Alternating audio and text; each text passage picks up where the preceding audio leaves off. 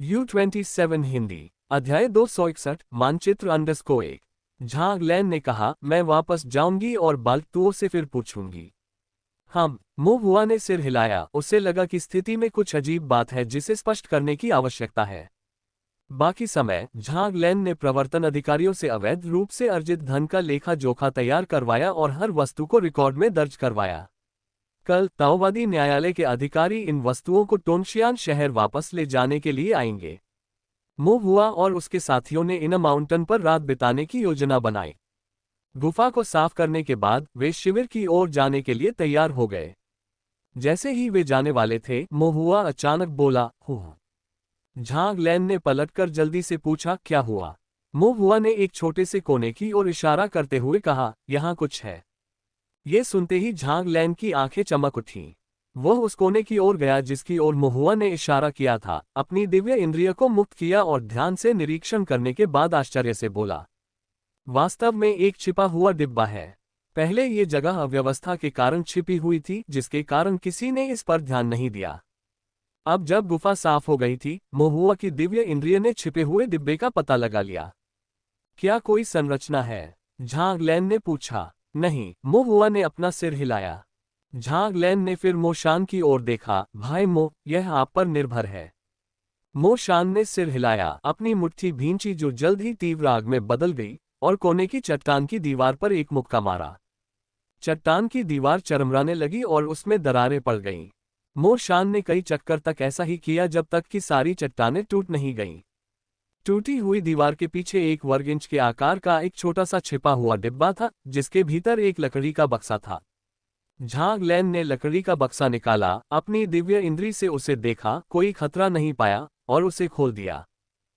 मुंह हुआ भी देखने के लिए झुकी। लकड़ी के बक्से के अंदर 2 किताबें और एक नक्शा था। एक पुस्तक थी चांग फेंग जुए और दूसरी थी गेल टेक्निक। चांग फेंग जुए वायु आधारित आध्यात्मिक शक्ति से संबंधित एक साधना तकनीक है, जबकि गेल तकनीक उसी श्रेणी की एक गति तकनीक है। दोनों ही बाल्टुओं द्वारा सीखी गई थी। ऐसा प्रतीत होता है कि यह छिपा हुआ डिब्बा वह था जहां बाल्टुओं अपनी चीजें छुपा कर रखता था। जहां तक मानचित्र का प्रश्न है, यह नेविगेशन मानचित्र जैसा दिखता था। उस पर बनी रेखाओं से पहाड़ी इलाकों और चट्टानों का मोटा मोटा रेखाचित्र बना हुआ था। लिखावट बेढंगी थी और उसमें कोई टिप्पणी भी नहीं थी, जिससे पहली नजर में यह समझना मुश्किल हो रहा था कि यह नक्शा क्या है। झांग लैन ने कहा, ये साधना तकनीकें और गति तकनीकें मूल्यवान हैं, लेकिन चूंकि पवन आध्यात्मिक मूल वाले साधक दुर्लभ हैं, इसलिए इन्हें सीखने वाले बहुत कम लोग हैं। बाद में इन्हें कॉपी कर लें, आप इन्हें बेच सकते हैं या अन्य ताओवादी कौशलों के लिए इनका व्यापार कर सकते हैं। इनकी कीमत आत्मा रत्नों के बराबर होनी चाहिए। जहां तक इस नक्शे की बात है, झांग लैन ने भौहें चढ़ाईं और मोहुआ से पूछा, क्या तुम बता सकते हो कि यह नक्शा कहाँ का है? झांग लैन तोंगशियान शहर के आसपास के क्षेत्र से परिचित नहीं थी, विशेष रूप से बिग ब्लैक माउंटेन के रास्तों से। वह अक्सर मानचित्रों का उपयोग नहीं करते थे। उसे याद आया कि मोहुआ ने बड़े काले पहाड़ का एक नक्शा हाथ से बनाया था, जिसमें हर सड़क, नदी, जंगल और पेड़ को बड़ी स्पष्टता से चिन्हित किया गया था। यदि यह वास्तव में बिग ब्लैक माउंटेन का नक्शा था, तो मोहुआ इसे पहचान सकता था। नक्शा लेकर मोहुआ ने उलझन में पढ़कर उसकी जांच की। ये बात उसे परिचित और अजीब दोनों लगी। ये पर्वत रूपरेखा, ये बिग ब्लैक माउंटेन के नक्शे जैसा दिखता है, लेकिन इसकी विशिष्टताएं मेरी समझ से परे हैं। मोहुआ ने टिप्पणी की, फिर मो शान से पूछने के लिए मुड़ा, पिताजी, क्या आप इसे समझ सकते हैं? कुछ देर तक अध्ययन करने के बाद मो शान को यह अजीब लगा और उन्होंने सुझाव दिया, क्या आपने भीतरी और बाहरी पहाड़ों के नक्शे नहीं बनाए थे? उन्हें लाकर तुलना कीजिए। ओह, ठीक है। मो हुआ ने सिर हिलाया, अपना बनाया हुआ नक्शा निकाला और उसे जमीन पर फैला दिया। बाल्टुओं को पकड़ लिया गया, पाप साधकों का अड्डा नष्ट कर दिया गया और लू हुई की मृत्यु हो गई। हाथ में कुछ भी जरूरी न होने पर उन तीनों ने मानचित्रों का विस्तार से अध्ययन करना शुरू कर दिया। आधे घंटे के गहन निरीक्षण के बाद भी वे कोई उपयुक्त क्षेत्र नहीं ढूंढ पाए। झांग लैन ने सुझाव दिया, ये बिग ब्लैक माउंटेन के आसपास टोंगक्सियन शहर के बाहर पहाड़ों का नक्शा हो सकता है। मो हुआ ने सिर हिलाया, उसे लगा कि यह बहुत संभव है। बड़ा काला पर्वत विशाल था और तोंगशियान शहर के निकट के भाग से आगे इसका भूभाग अन्य क्षेत्रों में फैला हुआ था। यदि ऐसा था तो इसमें कोई आश्चर्य की बात नहीं थी कि मोहुआ को ये परिचित लगा, फिर भी वह संबंधित भू आकृतियों का पता नहीं लगा सका। मोहुआ ने सोचा, हम वापस जाकर बाल्टुओ से पूछ सकते हैं कि यह नक्शा कहाँ से आया और इसका क्या उद्देश्य है। बाल्टुओ ने अपनी साधना तकनीकों और गति तकनीकों के साथ इस मानचित्र को छिपा दिया था तथा स्पष्ट रूप से इसे बहुत महत्व दिया था, जिसका अर्थ संभवतः ये था कि इसमें महत्वपूर्ण रहस्य छिपे हुए थे। मोहुआ ने भी मानचित्र की प्रतिलिपि बना ली।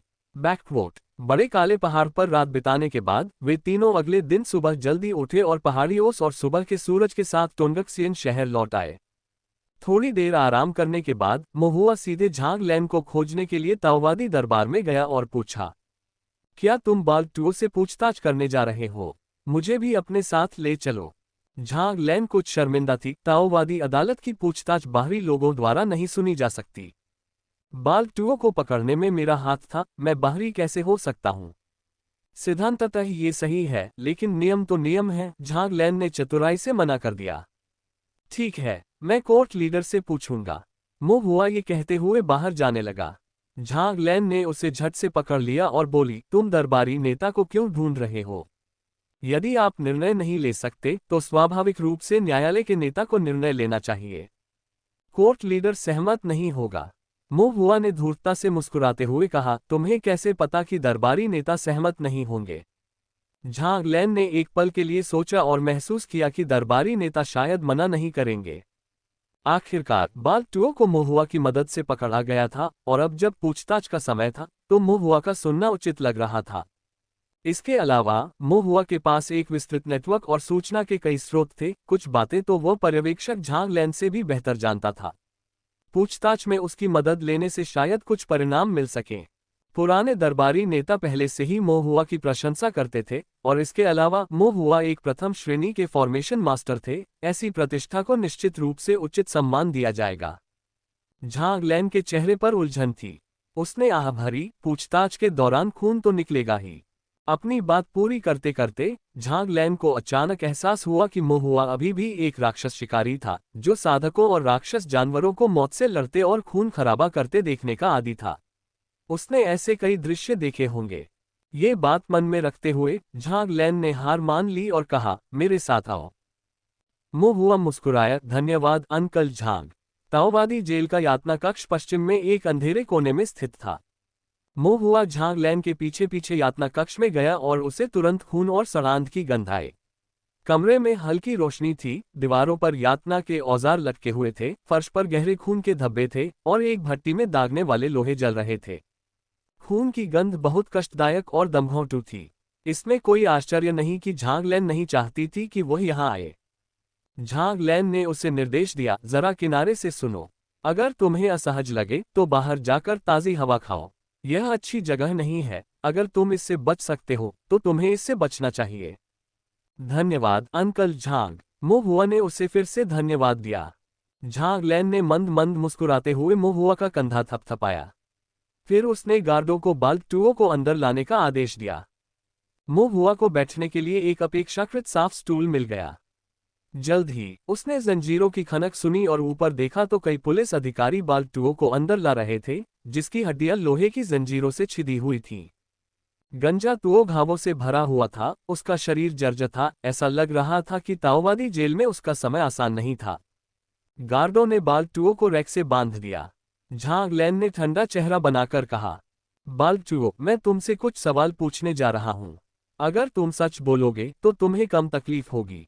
बाल्टुओ ने अपनी आंखें बंद रखीं, न तो सहमति दिखाए और न ही असहमति। झांग लैन ने कई सवाल पूछे लेकिन बाल्टुओ चुप रहा, यहां तक कि यातना के दौरान भी उसने एक आवाज नहीं निकाली। वह एक सुअर जैसा प्रतीत हो रहा था जो उबलते पानी से जलने से नहीं डरता था। बाल्टुओ जानता था कि इस बार उसकी मौत निश्चित है और ताओवादी दरबार के साधकों को वह सिर्फ चाटुकार समझता था। ताओवादी दरबार द्वारा एक बार फिर पकड़े जाने के बाद वह कुछ भी कहने की जहमत नहीं उठा सका। मृत्यु के द्वार पर खड़े व्यक्ति के लिए इस समय केवल मृत्यु की प्रतीक्षा करना ही संभव था। कई बार पूछने और कुछ बार यातना देने के बाद झांग लैन ने अंततः असहायता में अपना सिर हिला दिया। तभी उसने देखा कि मोहुआ उससे आंखों से इशारे कर रही है। झांग लैन ने एक पल सोचा और सिर हिलाया। मुंह हुआ ने आगे बढ़कर मुस्कुराते हुए पूछा, बिग बाल्टी, क्या आप जल कारावास तकनीक के बारे में जानते हैं? बाल्टुओ ने अपने कान के पास एक कर्कश आवाज सुनी और जब उसने ऊपर देखा तो उसने एक युवा साधक को मुस्कुराते हुए अपनी ओर देखता हुआ पाया। ताओवादी न्यायालय के यातना कक्ष में एक छोटा बच्चा क्या कर रहा था? और यह आकृति और आभा परिचित लग रही थी, शायद वह छोटा दानव शिकारी जिसने उस दिन जी किंगबाई को बचाया था। बाल्टुओ को उलझन महसूस हुई और उसने पूछा, पानी की जेल तकनीक क्या है? मुंह हुआ ने एक हल्की सी मुस्कान दी, अपना छोटा सा हाथ उठाया और आध्यात्मिक शक्ति की जंजीरें घनीभूत होकर बाल्टुओ पर जकड़ गईं। यह मंत्र। बाल्टुओ का दिल धड़क उठा, उसकी आंखें आश्चर्य से चौड़ी हो गईं। यह आप है। बाल्टुओ अपनी जबरदस्त चाल ढाल पर भरोसा करते हुए बिग ब्लैक माउंटेन में बिना किसी रोक टोक के बेकाबू होकर घूमता था। उसके पकड़े जाने का कारण यही घिनौनी जल कारावास तकनीक थी, जिसने उसकी चाल ढाल पर कड़ा अंकुश लगा रखा था। जिस व्यक्ति ने यह मंत्र दिया था, उसके पास शक्तिशाली दिव्य ज्ञान और उत्कृष्ट मंत्र विद्या कौशल था, जो तीव्र और सटीक था। बाल्टुओ ने सोचा था कि यह व्यक्ति या तो एक फाउंडेशन बिल्डिंग कल्टीवेटर या ताओवादी कोर्ट का पर्यवेक्षक था, या शायद एक अनुभवी आत्मा मास्टर था। उसे मारने के बजाय उन्होंने उसे बार बार जल कारावास तकनीक से फंसाया तथा उसके साथ चूहे के साथ बिल्ली की तरह खेला। ये या तो व्यक्तिगत प्रतिशोध के लिए था या ताओवादी न्यायालय द्वारा दिए गए इनाम के लिए।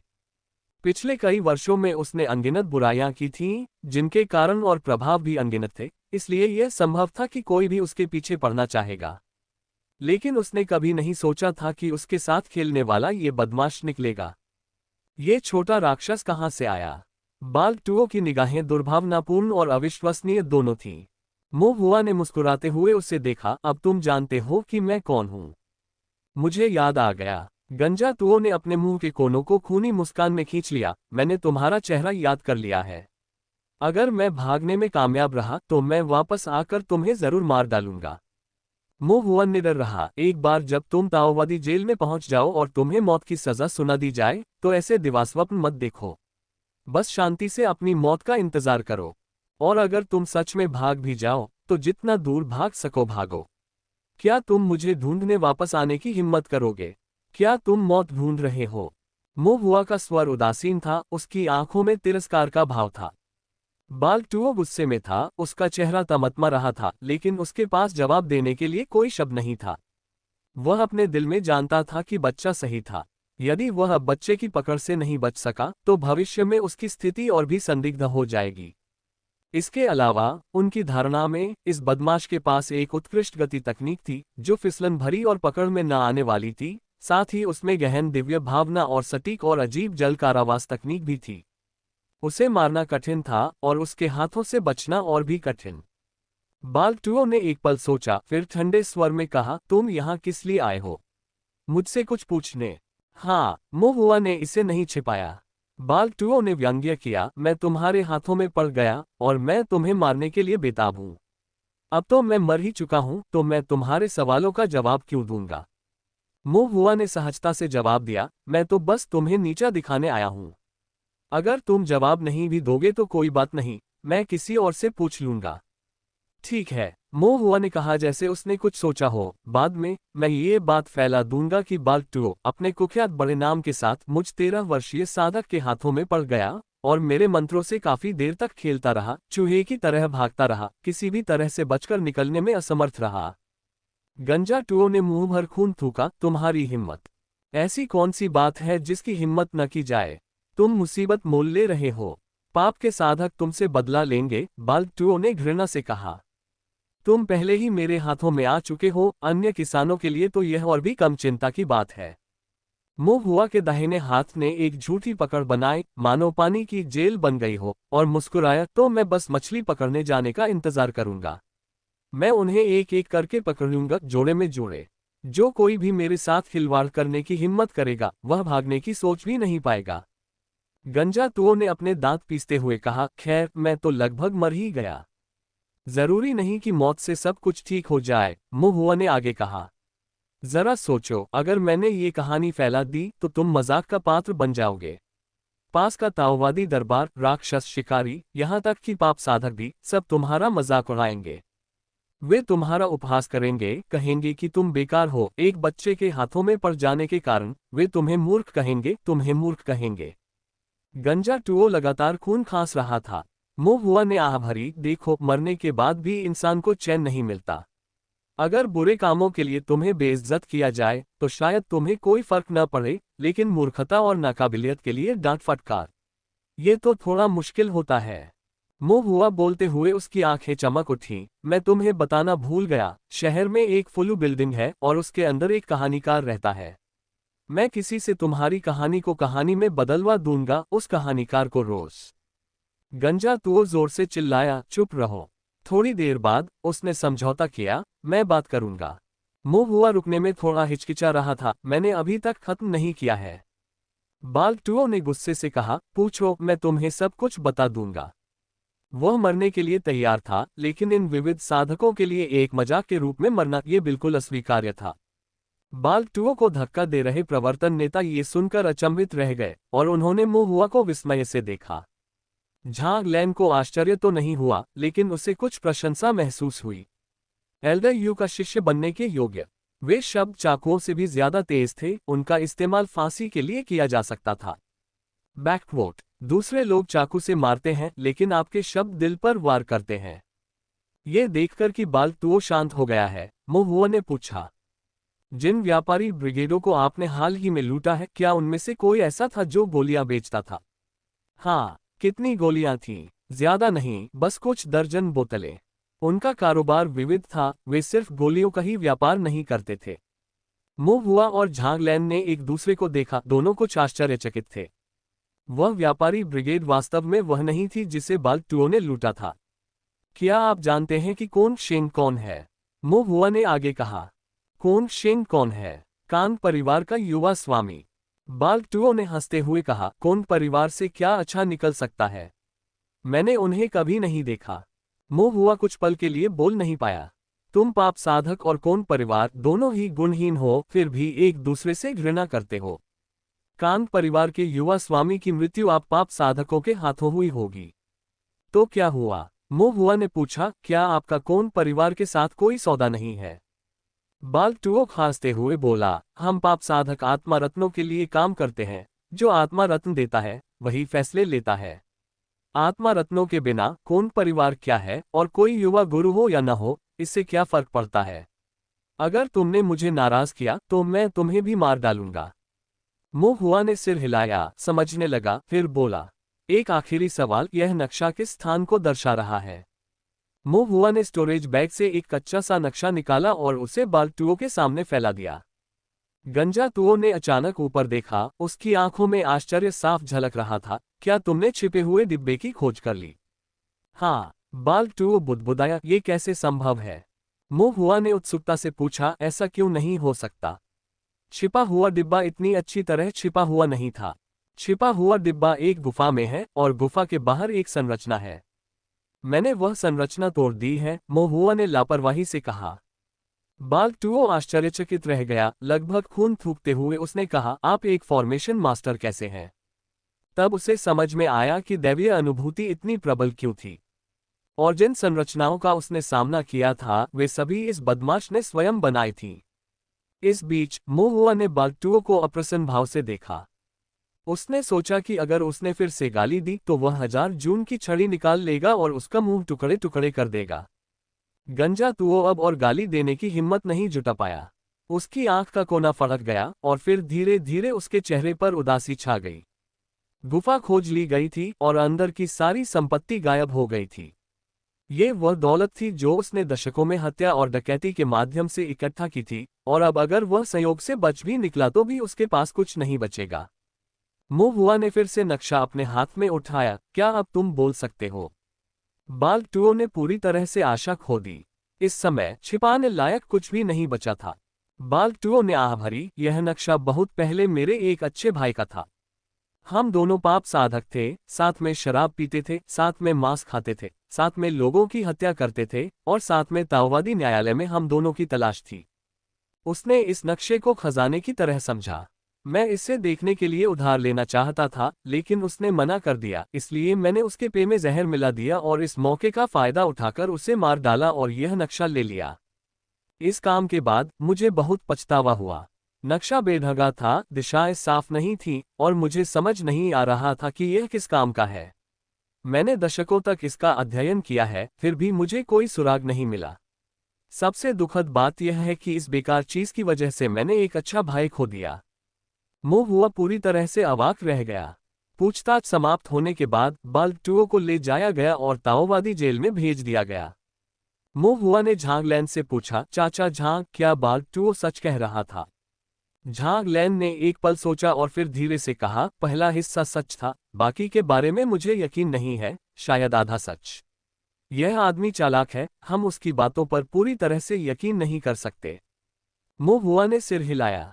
उसने निश्चित रूप से नक्शे के बारे में कुछ छिपाया है, लेकिन इस बात के बारे में बहुत कम सुराग हैं कि यह नक्शा वास्तव में किससे संबंधित है, और मुंह हुआ को भी इसका कोई पता नहीं था। क्या हमें उस एक आंख वाले आदमी से फिर पूछना चाहिए?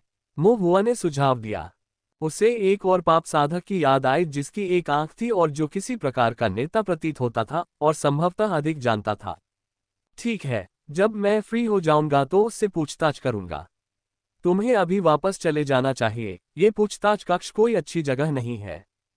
काम खत्म करने के बाद झांग लैन ने अपनी नाक के सामने हाथ हिलाया, मानो दुर्गंध को दूर करने की कोशिश कर रहा हो।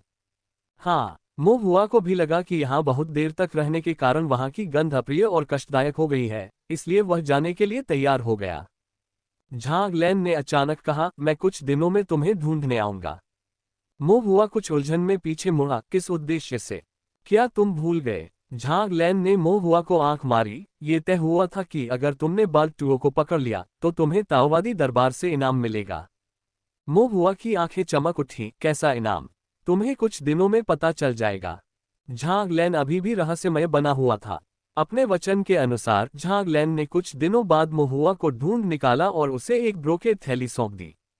मुंह हुआ ने उसे खोला तो उसके अंदर एक कांस्य निर्मित टोकन था। सामग्री न तो कोई खास कीमती थी, न ही कोई आध्यात्मिक कलाकृति। इसकी शैली कुछ पुरानी, यहाँ तक कि थोड़ी बेढंगी और रूखी लग रही थी। यही है। मुंह हुआ को थोड़ी निराशा हुई। उसने सोचा था कि ताओवादी दरबार उसे मंत्र, साधना तकनीक, गोलियां या कोई प्रशिक्षण जैसी चीज देगा। झांग लैन ने झुंझलाहट से कहा, तुम्हारा क्या मतलब है? यही है। क्या तुम्हें पता भी है कि यह क्या है? मुंह हुआ ने अपना सिर हिलाया। ये ताओवादी दरबार का कमर चिन्ह है। मुंह हुआ का मुंह खुला का खुला रह गया। क्या ट्रिब्यूनल कल्टीवेटर्स ही एकमात्र ऐसे लोग नहीं हैं जिनके पास आधिकारिक कमर टोकन है? सही है, झांग लैन ने सिर हिलाया, इसीलिए आपका आधिकारिक नहीं है। मुंह हुआ एक पल के लिए स्तब्ध रह गया। नकली? झांग लैन ने आह भरी, सहायक? ओह, मुंह हुआ समझ गया। न्यायाधिकरण के सभी सदस्यों, प्रवर्तन नेताओं और पर्यवेक्षकों से लेकर उपन्यायालय नेताओं और न्यायालय नेताओं तक सभी को मूल्यांकन में उत्तीर्ण होने के बाद नियुक्त किया गया था। मूल्यांकन कठोर था, जिसमें व्यक्ति के आध्यात्मिक मूल और साधना तकनीक से लेकर मार्शल आर्ट और मंत्र, पारिवारिक पृष्ठभूमि, कोई आपराधिक रिकॉर्ड तथा क्या कोई प्रत्यक्ष रिश्तेदार है जो 3 पीढ़ियों के भीतर कैद किया गया हो या दानव बन गया हो, जैसी श्रेणियां शामिल थीं। इन सभी कारकों की ताओवादी न्यायालय द्वारा जांच की गई। मूल्यांकन में उत्तीर्ण होना कोई आसान उपलब्धि नहीं थी, 1000 में एक नहीं, लेकिन निश्चित रूप से 100 में एक। मूल्यांकन के अलावा छाया में रहने वाले किसानों के बीच विभिन्न जटिल रिश्ते और नेटवर्क भी थे। मुंह हुआ के लिए मूल्यांकन पास करना और एक आधिकारिक ट्रिब्यूनल कल्टीवेटर बनना, यहां तक कि एक प्रवर्तन नेता के रूप में भी काफी कठिन हो सकता है। अब सहज रूप से एक सहायक पद प्राप्त कर पाना इतना बुरा नहीं था। मुंह हुआ ने पूछा, सहायक और आधिकारिक में क्या अंतर है? झांग लैन ने समझाया, नियमित प्रतिष्ठान के बाहर सहायक साधन।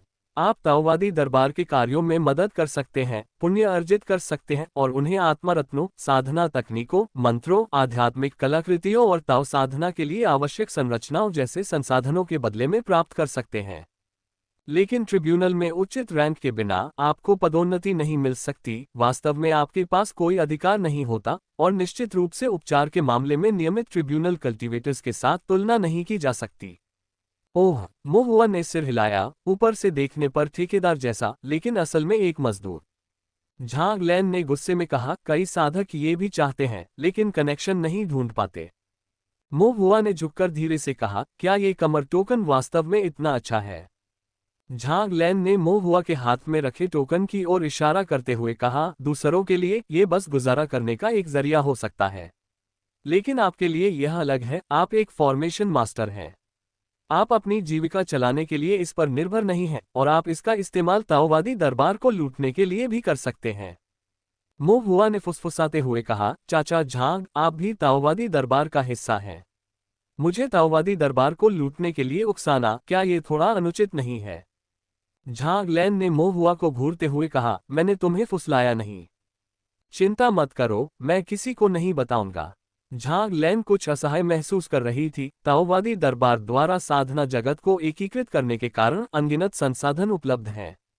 इसके नीचे का न्यायाधिकरण भी विशाल और समृद्ध है। ये तथ्य कि आप न्यायाधिकरण के साधकों को लूट सकते हैं, आपके अपने कौशल का ही परिणाम है। कम से कम पूरे तोंगशियान शहर में आप ही एकमात्र ऐसे व्यक्ति हैं जो दरबारी नेता से कमर टोकन मंगवा सकते हैं। झांग लैन ने चुपचाप सोचा।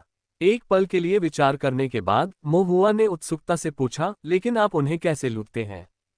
कमर का टोकन ट्रिब्यूनल का हो सकता है, लेकिन इस पर केवल कुछ साधारण पैटर्न थे, कोई शिलालेख नहीं था और यह एक साधारण कांस्य टोकन जैसा दिखता था, इसमें कुछ भी विशेष नहीं था। हालांकि झांग लैन ने कहा कि इसका फायदा उठाया जा सकता है, लेकिन मो हुआ को यह नहीं पता था कि ऐसा कैसे किया जाए। पूछने के बाद मो हुआ को लगा कि हमेशा झांग लैन से चीजें मांगना अच्छा नहीं है, इसलिए उसने उसकी छाती थपथपाई और उदारता से कहा, आज बस जी भरकर खाओ पियो, बिल मैं चुका दूंगा। आखिरकार भोजनालय का स्वामित्व उनके परिवार के पास ही था।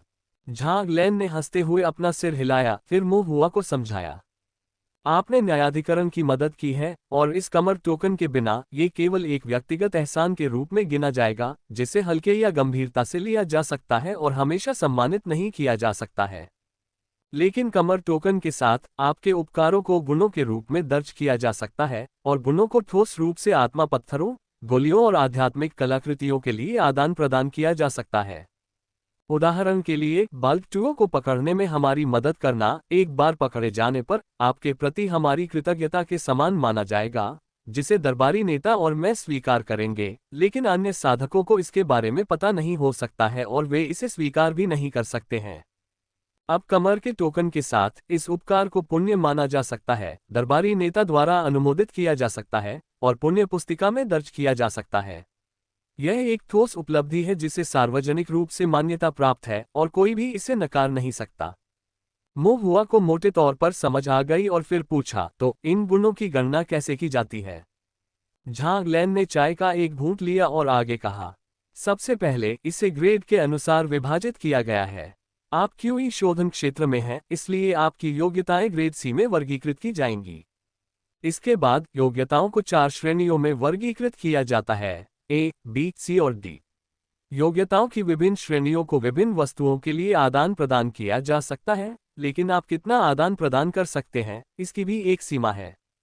बाल्टुओं को पकड़ने में आपकी सहायता के लिए कोर्ट लीडर ने इसे बी रैंक योग्यता के रूप में दर्ज किया। यदि आप आत्मा पत्थरों के बदले में देते हैं तो आप लगभग 1000 प्राप्त कर सकते हैं।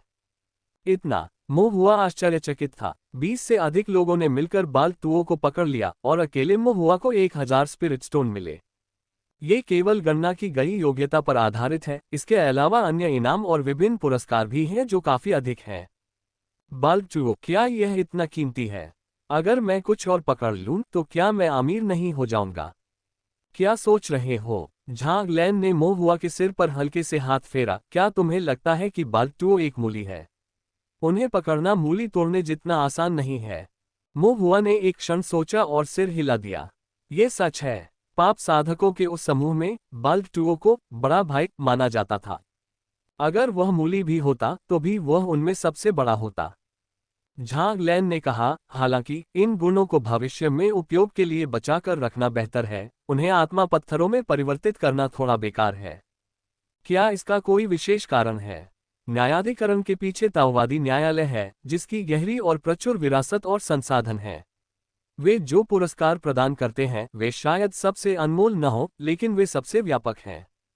झांग लैन ने धैर्यपूर्वक समझाया, चाहे साधना हो या संरचना चित्रकारी, आपको अनिवार्य रूप से ऐसी चीजें मिलेंगी जो महंगी तो नहीं, लेकिन दुर्लभ है और स्पिरिट स्टोन से भी नहीं मिल सकती। यहीं पर बात मुश्किल हो जाती है। लेकिन इस कमर टोकन के साथ आप इसे सीधे ट्रिब्यूनल के गोदाम से वस्तुओं के लिए बदल सकते हैं, जिससे बहुत परेशानी से बचा जा सकेगा। मो हुआ ने सुनते हुए बार बार सिर हिलाया।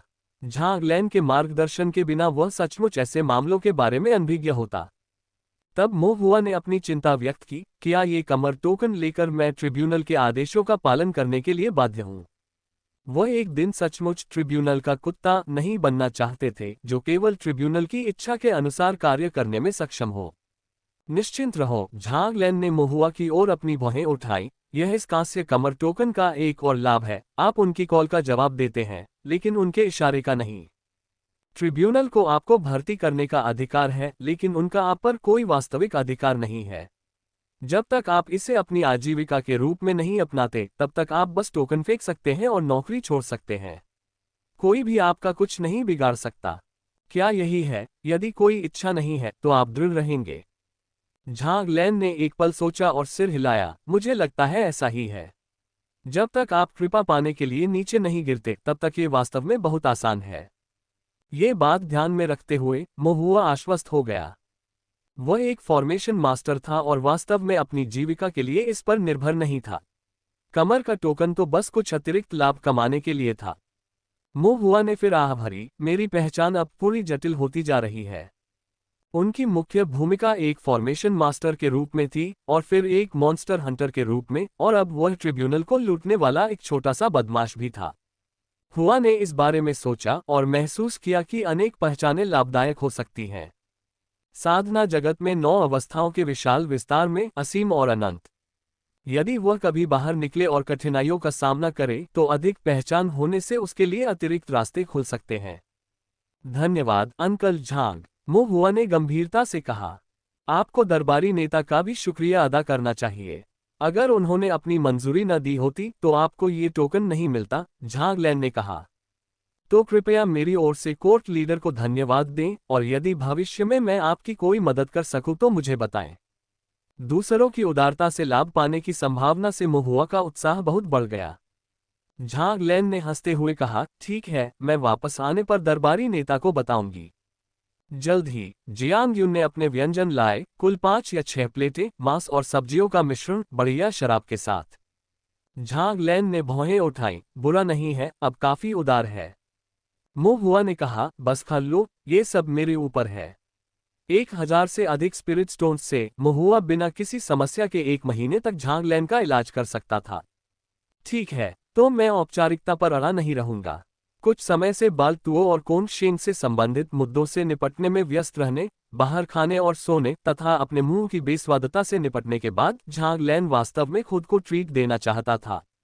जैसे ही झांग लान ने खाना खाया, मो हुआ ने भी एक छोटा कटोरा उठाया और अपने पसंदीदा व्यंजन चुनने लगा। दोनों ने खाना खाते हुए बातें की, और जब उनका पेट भर गया और उन्होंने शराब पी ली, तो झांग लैन वहां से चला गया। मो हुआ ने कुछ देर तक नक्शे के बारे में सोचा, लेकिन अभी भी उसे कोई सुराग नहीं मिला, इसलिए उसने उसे कुछ समय के लिए अलग रख दिया। वह ये देखने के लिए इंतजार करेगा कि क्या झांग लैन साइक्लोप्स से कुछ हासिल कर सकती है। फिलहाल मो हुआ ने छिपाव तकनीक पर ध्यान केंद्रित करने का निर्णय लिया। वह गुप्त तकनीक सीखने के लिए बहुत उत्सुक थे। छिपाव तकनीक से लोगों को छिपाया जा सकता है, उनकी निगरानी की जा सकती है, उनकी रक्षा की जा सकती है तथा उन पर चुपके से हमला किया जा सकता है। प्रथम दृष्टया छिपाव उपयोगी नहीं लग सकता है, लेकिन जब इसे कुशलता से लागू किया जाता है, तो यह आक्रमण और बचाव दोनों को समाहित करने वाला मंत्र बन जाता है। कोई आक्रमण करने के लिए आगे बढ़ सकता है या बचाव के लिए पीछे हट सकता है।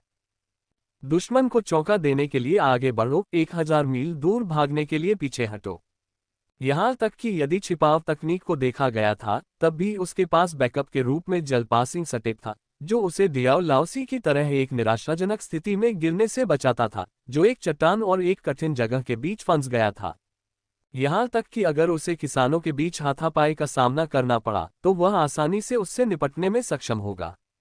मो हुआ को अभी भी बूढ़े कुई की शिक्षा याद थी। अनेक मंत्र हैं, प्रत्येक की अपनी शक्ति है, उनके उपयोग का आश्चर्य हृदय में है। छिपाव तकनीक निश्चित रूप से ओल्ड कुई द्वारा दिए गए विवरण के अनुरूप थी। हालांकि मुहुआ की आध्यात्मिक जड़ पूरी तरह से उपयुक्त नहीं थी, यही कारण है कि उसने जो छिपाव तकनीक विकसित की थी वह अपूर्ण थी।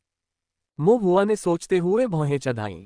साधकों की आध्यात्मिक जड़ें भिन्न भिन्न होती हैं, जो उन्हें विभिन्न क्षमताएं प्रदान करती हैं। जहां शक्तियां होती हैं वहां कमजोरियां भी होती हैं। ये देखते हुए कि छिपाव तकनीक में खामियां थीं, क्या क्षतिपूर्ति का कोई अन्य तरीका था?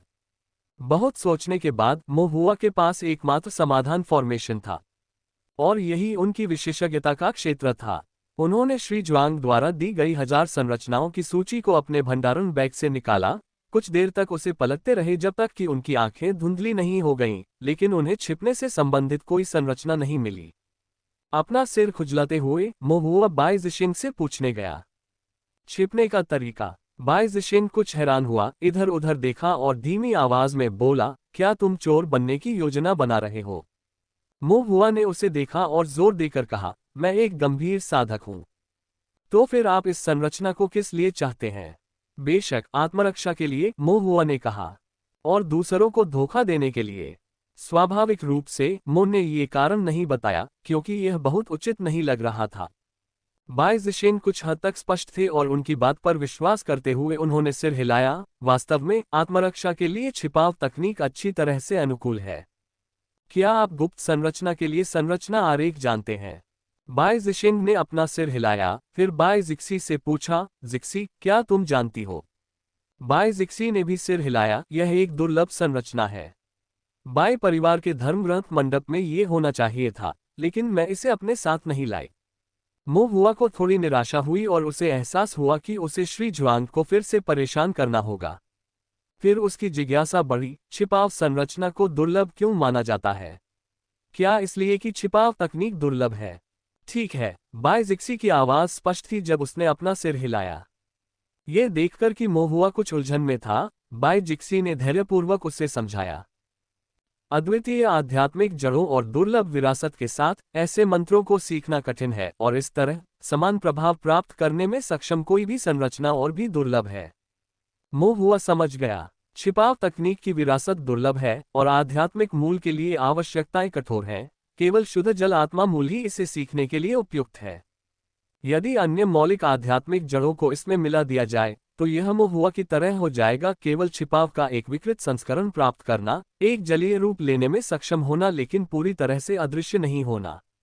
इसलिए ऐसे साधक जो छिपाव तकनीक जानते थे दुर्लभ थे, और इस प्रकार छिपाए जा सकने वाले छिपाव संरचनाएं भी काफी मूल्यवान थीं। मुहुआ ने सिर हिलाया और कृतज्ञता महसूस करते हुए बाई जिक्सी से पूछा, क्या आप कुछ खास खाना चाहती हैं? बाई जिक्सी ने हिचकिचाते हुए अपने स्टोरेज बैग से एक रेसिपी बुक निकाली, एक मुड़े हुए पन्ने को पलटा और परफेक्ट ब्लॉसम फुल मून नामक एक मिठाई की ओर इशारा करते हुए कहा, यह। मुहुआ ने उस पर नजर डाली और पाया कि परफेक्ट ब्लॉसम फुल मून फूलों से भरे मूनकेक जैसा लग रहा था। मीठे ओसमेंथस, आड़ू के फूल, टिड्डी के फूल, क्रेबेपल के फूल और भी बहुत कुछ इसमें शामिल थे। वे फूलों की सुगंध से भरपूर थे, हालांकि यह अनिश्चित था कि इतने सारे फूलों को एक साथ मिलाने से अजीब स्वाद आएगा या नहीं। मुहुआ ने रेसिपी बुक ली और उसे अपने स्टोरेज बैग में रख लिया। ठीक है, मैं अपनी मां से इसे आजमाने को कहूंगा। बाई जिक्सी की नजर साफ थी और चमक रही थी। मुहुआ ने मिस्टर ज्वांग को ढूंढने की तैयारी की, लेकिन जब उसने मुड़कर देखा तो बाई जिशिंग उसे उत्सुकता से देख रहा था। उसने कुछ असहाय होकर कहा, अब तुम क्या खाना चाहते हो? बाई जिशिंग ने अचानक कहा, खरगोश का मांस। ये काफी परेशानी वाली बात है। जल्दी मत करो, बस अगर कुछ हो तो मेरे लिए लाना याद रखना, बाई जिशिंग ने कहा। ठीक है तो, बाई जिशिंग ने भी आभार व्यक्त करते हुए कहा, मैं भविष्य में आपकी लड़ाई में मदद करूंगा। ठीक है, मुहुआ ने सिर हिलाया, मैं तुम्हें निश्चित रूप से लड़ाई के लिए बुलाऊंगा। हालांकि चाची जू शायद आपको लड़ने की अनुमति नहीं देंगी। कुलीन कुलों के उचित वंशजताओं साधना पर अधिक जोर देते थे और उन्हें अधिक नियमों का पालन करना पड़ता था, जिसके परिणामस्वरूप उन्हें कम स्वतंत्रता मिलती थी। कियान जिंग और कोन शेंग जैसे लोग, हालांकि वे स्वतंत्र थे, फिर भी वे कानूनविहीन तरीके से काम नहीं कर सकते थे। मुहुआ ने मन ही मन आह भरी और फिर श्री जुआंग से मिलने के लिए गुप्त संरचना के बारे में पूछताछ करने चला गया। ये सुनकर श्री जुआंग ने कहा, आप इसे अभी नहीं सीख सकते। मो हुआ ने डरते हुए पूछा, क्या सीखना बहुत मुश्किल है? ये थोड़ा मुश्किल है, श्री जुआंग ने जवाब दिया। फिर मो हुआ की ओर देखा और कहा, हालांकि यह आपके लिए मुश्किल नहीं होना चाहिए। आखिरकार आप इस तरह के चुनौतीपूर्ण यौगिक संरचनाओं को रूप और सटीकता के साथ चित्रित कर रहे हैं। श्री जुआंग ने मन ही मन सोचा, क्या ये ईश्वरीय अनुभूति के कारण है? मो हुआ ने अनुमान लगाया। सही है, श्री जुआंग ने सहमति में सिर हिलाया। मो हुआ ने आश्चर्य से कहा, ये गुप्त संरचना, इसमें 10 संरचना पैटर्न भी नहीं है ना? प्रत्येक फॉर्मेशन में 10 फॉर्मेशन पैटर्न नहीं हो सकते, 10 पैटर्न वाले फॉर्मेशन इतने सस्ते नहीं होते। श्री जुआंग ने हंसते हुए अपना सिर हिलाया और फिर कहा, प्रच्छन्न संरचना में केवल 9 संरचना पैटर्न हैं, लेकिन वे विशेष हैं, उन्हें बनाने में दिव्य इंद्रिय पर अधिक भार पड़ता है, और आवश्यक दिव्य इंद्रिय भी 9 पैटर्न वाले साधारण प्रथम श्रेणी संरचनाओं की तुलना में अधिक होती है। इसकी दिव्य अनुभूति की आवश्यकता 9 पैटर्न से अधिक लेकिन 10 से कम है। मो हुआ ने फिर पूछा, तो ये वास्तव में कितना होगा? ये 9 पैटर्न से ऊपर है लेकिन 10 से कम है। यद्यपि इसमें केवल एक पैटर्न की कमी है, तथापि आवश्यक दिव्य अनुभूति में अंतर 2 गुना है। जैसा कि श्री जुआंग ने पहले कहा था, क्यूई शोधन के लिए 9 पैटर्न, आधार स्थापना के लिए 10 पैटर्न, दिव्य भावना में 9 से 10 पैटर्न तक की छलांग में क्यूई शोधन से आधार स्थापना तक की खाई को पार करना शामिल है, और इसमें एक महत्वपूर्ण असमानता है। श्री जुआंग मुस्कुराए, क्या मैंने तुम्हें पहले 9.5 उल्टी आत्मा संरचना नहीं दी थी? मो हुआ ने सिर हिलाया। एक बार जब आप ये सीख लेंगे तो आपकी दिव्य भावना छिपाव संरचना सीखने के लिए पर्याप्त होगी, श्री जुआंग ने कहा। तो छिपाव निर्माण के लिए आवश्यक दिव्य भावना मोटे तौर पर 9.5 पैटर्न है। 9.5 और उससे थोड़ा अधिक, श्री जुआंग ने सटीकता से कहा। शिष्य समझ गया, धन्यवाद सज्जन, मो हुआ ने कहा। अब चूंकि लक्ष्य निर्धारित हो गया था, चीजें सरल हो गईं, और मो हुआ के लिए 9.5 पैटर्न की दिव्य अनुभूति इतनी अप्राप्य नहीं थी। श्री जुआंग से विदा लेने के बाद वह भौहें सिकोड़कर सोचने लगे। ऐसा प्रतीत होता है कि वे गहरे विचार में डूबे हुए थे। बांस के कमरे के भीतर बूढ़ी कुई की आकृति धीरे धीरे दिखाई देने लगी। श्री जुआंग ने तब वृद्ध कुई से कहा, आप सही थे, क्यूई शोधन क्षेत्र में किसी के लिए फाउंडेशन स्थापना स्तर की दिव्य भावना को प्राप्त करना वास्तव में कठिन है। बच्चे मो हुआ की दिव्य भावना बहुत तेजी से बढ़ रही है ना? बूढ़े कुई ने लापरवाही से कहा। श्री जुआंग की निगाहें गहरी हो गईं। ये तेज है, लेकिन पर्याप्त तेज नहीं है। बूढ़े कुई की भावशून्य निगाहें उसकी ओर मुड़ गईं। श्री जुआंग ने आगे कहा, मैंने जितने भी साधक देखे हैं, उनमें उनकी दिव्य इंद्रिय वृद्धि वास्तव में सबसे तेज है। हालांकि क्यूई शोधन क्षेत्र की दिव्य इंद्रिय की सीमा को पार करने के लिए यह अभी भी पर्याप्त नहीं है। इसमें कितना समय लगेगा, कहना मुश्किल है। श्री जुआंग ने अपना सिर हिलाया। मौजूदा गति से ये 5 साल जितना छोटा भी हो सकता है और 10 साल जितना लंबा भी। इसके अलावा आगे बढ़ने पर दिव्य ज्ञान का विकास धीमा हो जाता है, और अगर कुछ गड़बड़ हो जाए तो नींव की स्थापना तक पहुंचने में दशकों लग सकते हैं। बूढ़े कुई ने अपनी भौहें सिकोड़ ली और एक क्षण के लिए कमरे में सन्नाटा छा गया। क्या इस प्रक्रिया को शीघ्र पूरा करने का कोई तरीका है? बूढ़े कुई ने पूछा। श्री जुआंग ने बांस की कुर्सी के आर्मरेस्ट पर अपनी उंगलियों को टैप किया। उनकी आंखें अनिश्चितता से घूम रही थीं, इससे पहले कि वह लंबे समय के बाद आह भरते, मुझे इसके बारे में सोचने दो। लौटने के बाद मो हुआ ने अपने दैनिक साधना अभ्यासों के अलावा अपना सारा ध्यान उल्टी आत्मा संरचना पर केंद्रित कर दिया। रात में वह अपनी चेतना के सागर में डूब जाते और ताओवादी स्तंभ पर उल्टी आत्मा रचना का अभ्यास करते। दिन में चाहे अपने छोटे से केबिन में या खाने पीने की दुकानों की मेजों पर, वह उल्टी आत्मा रचना का एक एक स्ट्रोक बनाते रहते। लगभग 10 दिनों के बाद उसकी दिव्य बोध काफी विकसित हो गई थी। अब वह 9.5 अधूरे उल्टे आत्मिक स्वरूपों की मोटे तौर पर रूपरेखा बना सकता था और अनुमान लगा रहा था कि उसे उन्हें पूरी तरह से चित्रित करने में ज्यादा समय नहीं लगेगा। एक बार जब वह 9.5 उल्टी आत्मा संरचनाएं बना लेता तो वह मिस्टर जुआंग से छिपने की संरचना बनाना सीख सकता था। छिपाव संरचना सीखने के बाद मो हुआ संरचनाओं का उपयोग करके अपनी छिपाव तकनीक की कमियों की भरपाई कर सकता था।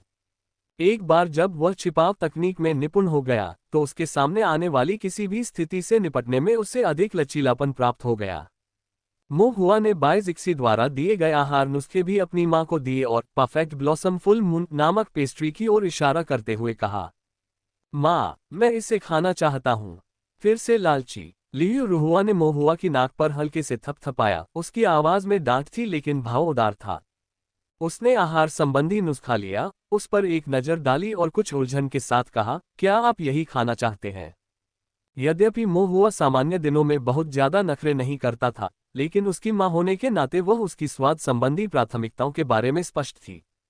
इस पेस्ट्री में इतने सारे फूलों का इस्तेमाल किया गया था कि यह थोड़ी ज्यादा मीठी और गाढ़ी लग रही थी। शायद वह खुद इसे खाना नहीं चाहेगा। मोहुआ ने पलकें झपकाई और कहा, माँ, मैं एक अलग स्वाद आजमाना चाहता हूँ, मधुर फूलों के साथ। लियू रुहुआ को समझ आ गया और वह धीरे से हंसी। ठीक है माँ, इसे तुम्हारे लिए बना देंगी। परफेक्ट ब्लॉसम फुल मून बनाना थोड़ा मुश्किल था, लेकिन सामग्री ज्यादा महंगी नहीं थी। लियू रुहुआ ने 2 दिन तक इस पर अध्ययन करने के बाद इसे बनाना सीखा और एक टोकरी भर फूल भाप में पकाए। मोहुआ ने इन पेस्ट्री को सावधानीपूर्वक संग्रहित किया और जब बाय जिक्सी श्री जुआंग से मिलने गए तो उनमें से कुछ को उनके लिए भी ले आया। Smiling face casual date is just a click away. Sign up और start meeting women in your area today. बाय जिशेन को भी इसमें हिस्सा मिला। वह खरगोश का मांस चाहता था। यह एक भोजनकर्ता द्वारा ऑर्डर किया गया था और मोहुआ ने अपनी मां से बाय जिशेन के खाने के लिए थोड़ा अतिरिक्त पकाने के लिए कहा। बड़े टिड्डे के पेड़ के नीचे बाय जिशेन ने खुशी और उत्साह के साथ खाना खाया। बाय जिक्सी ने हमेशा की तरह शांतिपूर्वक और सुरुचिपूर्ण ढंग से गंभीरता से अपने होठों पर चिपकी कुछ पंखुड़ियों पर ध्यान दिए बिना खाया। उसे देखते हुए मोहुआ ने उसे याद दिलाने का इरादा किया, लेकिन उसके होंठ फूलों से भी अधिक रंगीन लगे और क्षण भर के लिए वह जम गया, बोलना भूल गया। मोहुआ को अपनी ओर देखते देख बाय जिक्सी ने सोचा कि उसे भी कुछ चाहिए। एक पल की हिचकिचाहट के बाद उसने एक टुकड़ा निकाला और मोहुआ को दे दिया। मोहुआ रुका, फिर अपना सिर हिलाया। तुम इसे खाओ। उसने इसे पहले भी चखा था। इसकी फूलों वाली खुशबू बहुत तेज थी और बहुत मीठी भी। ज्यादा खाने से पेट भर जाएगा, इसलिए उसे ज्यादा नहीं खाना चाहिए था। बाय जिक्सी ने पूछा, क्या आप वाकई इसे नहीं चाहते हैं? एक क्षण सोचने के बाद मोहुआ ने इसे स्वीकार कर लिया। थोड़ा मीठा खाने से कोई नुकसान नहीं होगा, एक टुकड़ा खाना ठीक रहेगा। बाय जिक्सी ने थोड़ा सिर हिलाया और बिना कुछ कहे वे दोनों चुपचाप पेड़ के नीचे फूलों की पेस्ट्री खाने लगे। इसके बाद मोहुआ ने रिवर्स्ड स्पिरिट फॉर्मेशन का अध्ययन जारी रखा। जब भी उसके पास कुछ खाली समय होता तो वह नक्शे की रबिंग भी निकाल कर देखता। हालांकि काफी देर तक विचार करने के बाद भी वह ये नहीं समझ पाया कि नक्शे में बिग ब्लैक माउंटेन का कौन सा हिस्सा दर्शाया गया है, तथा पूछताछ के दायरे में आए गंजे आदमी और एक आंख वाले आदमी के बारे में उन्होंने सोचा कि मामला कैसे चल रहा है और क्या कोई नया सुराग मिला है। एक दिन जब मोहुआ भोजनालय में रिवर्स्ड स्पिरिट फॉर्मेशन का अभ्यास कर रहा था, झांगलान कुछ उदास भाव के साथ भोजन करने के लिए आया। मोहुआ को देखकर झांगलैन बोलने में झिझकने लगी। क्या हुआ? मोहुआ ने पूछा। झांगलैन ने कुछ क्षण विचार करने के बाद कहा, उस एक आंख वाले पाप साधक ने अपना अपराध स्वीकार कर लिया है। मोहुआ की आंखों में दिलचस्पी की एक चमक दिखाई दी। झांगलैन ने धीरे से आह भरी। वह शुरू में मोहुआ को बताना नहीं चाहता था। मोहुआ पहले ही बाल्टुओं को पकड़ने में उनकी मदद कर चुका था। मामला सुलझ गया माना गया और उसके बाद ताओवादी अदालत के अधिकारियों की जिम्मेदारी थी पूछताछ, सजा और फांसी। ये मामले मोहुआ से संबंधित नहीं थे, लेकिन यदि एक आंख वाले भिक्षु ने जो कहा वह सच था, तो संभवतः इसमें सभी मॉन्स्टर हंटर्स शामिल होंगे। झांगलैन ने आगे कहा, नक्शे के मामले में बाल्टुओं ने सचमुच झूठी कहानी सुनाई है। मोहुआ ने नाक भान सिकोड़ी। ये गंजा सिर्फ मौत सामने होने पर भी ईमानदार नहीं। फिर उसने पूछा, एक आंख वाले ने क्या कहा? झांगलैन की निगाहें थोड़ी केंद्रित हो गईं। वह नक्शा वास्तव में बिग ब्लैक माउंटेन का नक्शा है। मोहुआ की भौहें सिकुड़ गईं और उसे बेचैनी का एहसास हुआ। झांगलैन ने आगे कहा, पाप साधकों के बीच एक अफवाह है कि खून से लथपथ लोग जब खुद को बाहर निकलने का कोई रास्ता नहीं पाते तो बड़े काले पहाड़ में प्रवेश कर सकते हैं। यह अफवाह कब शुरू हुई? मोहुआ ने पूछा। ये बात तो बहुत समय से चली आ रही है। एकाकी आंखों वाले के अनुसार पाप साधकों के बीच यह अफवाह लगभग 100-200 सालों से चली आ रही है।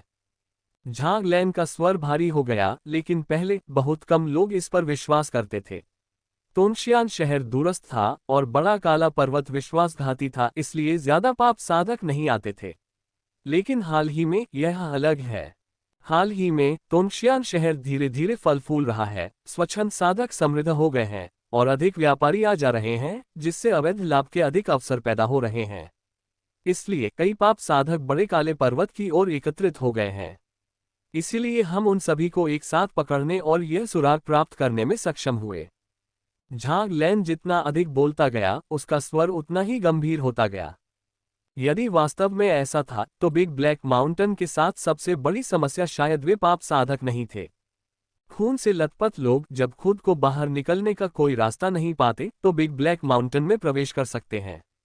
मो हुआ ने दोहराया, फिर क्या? बिग ब्लैक माउंटेन में प्रवेश करने के बाद वे क्या कर सकते हैं?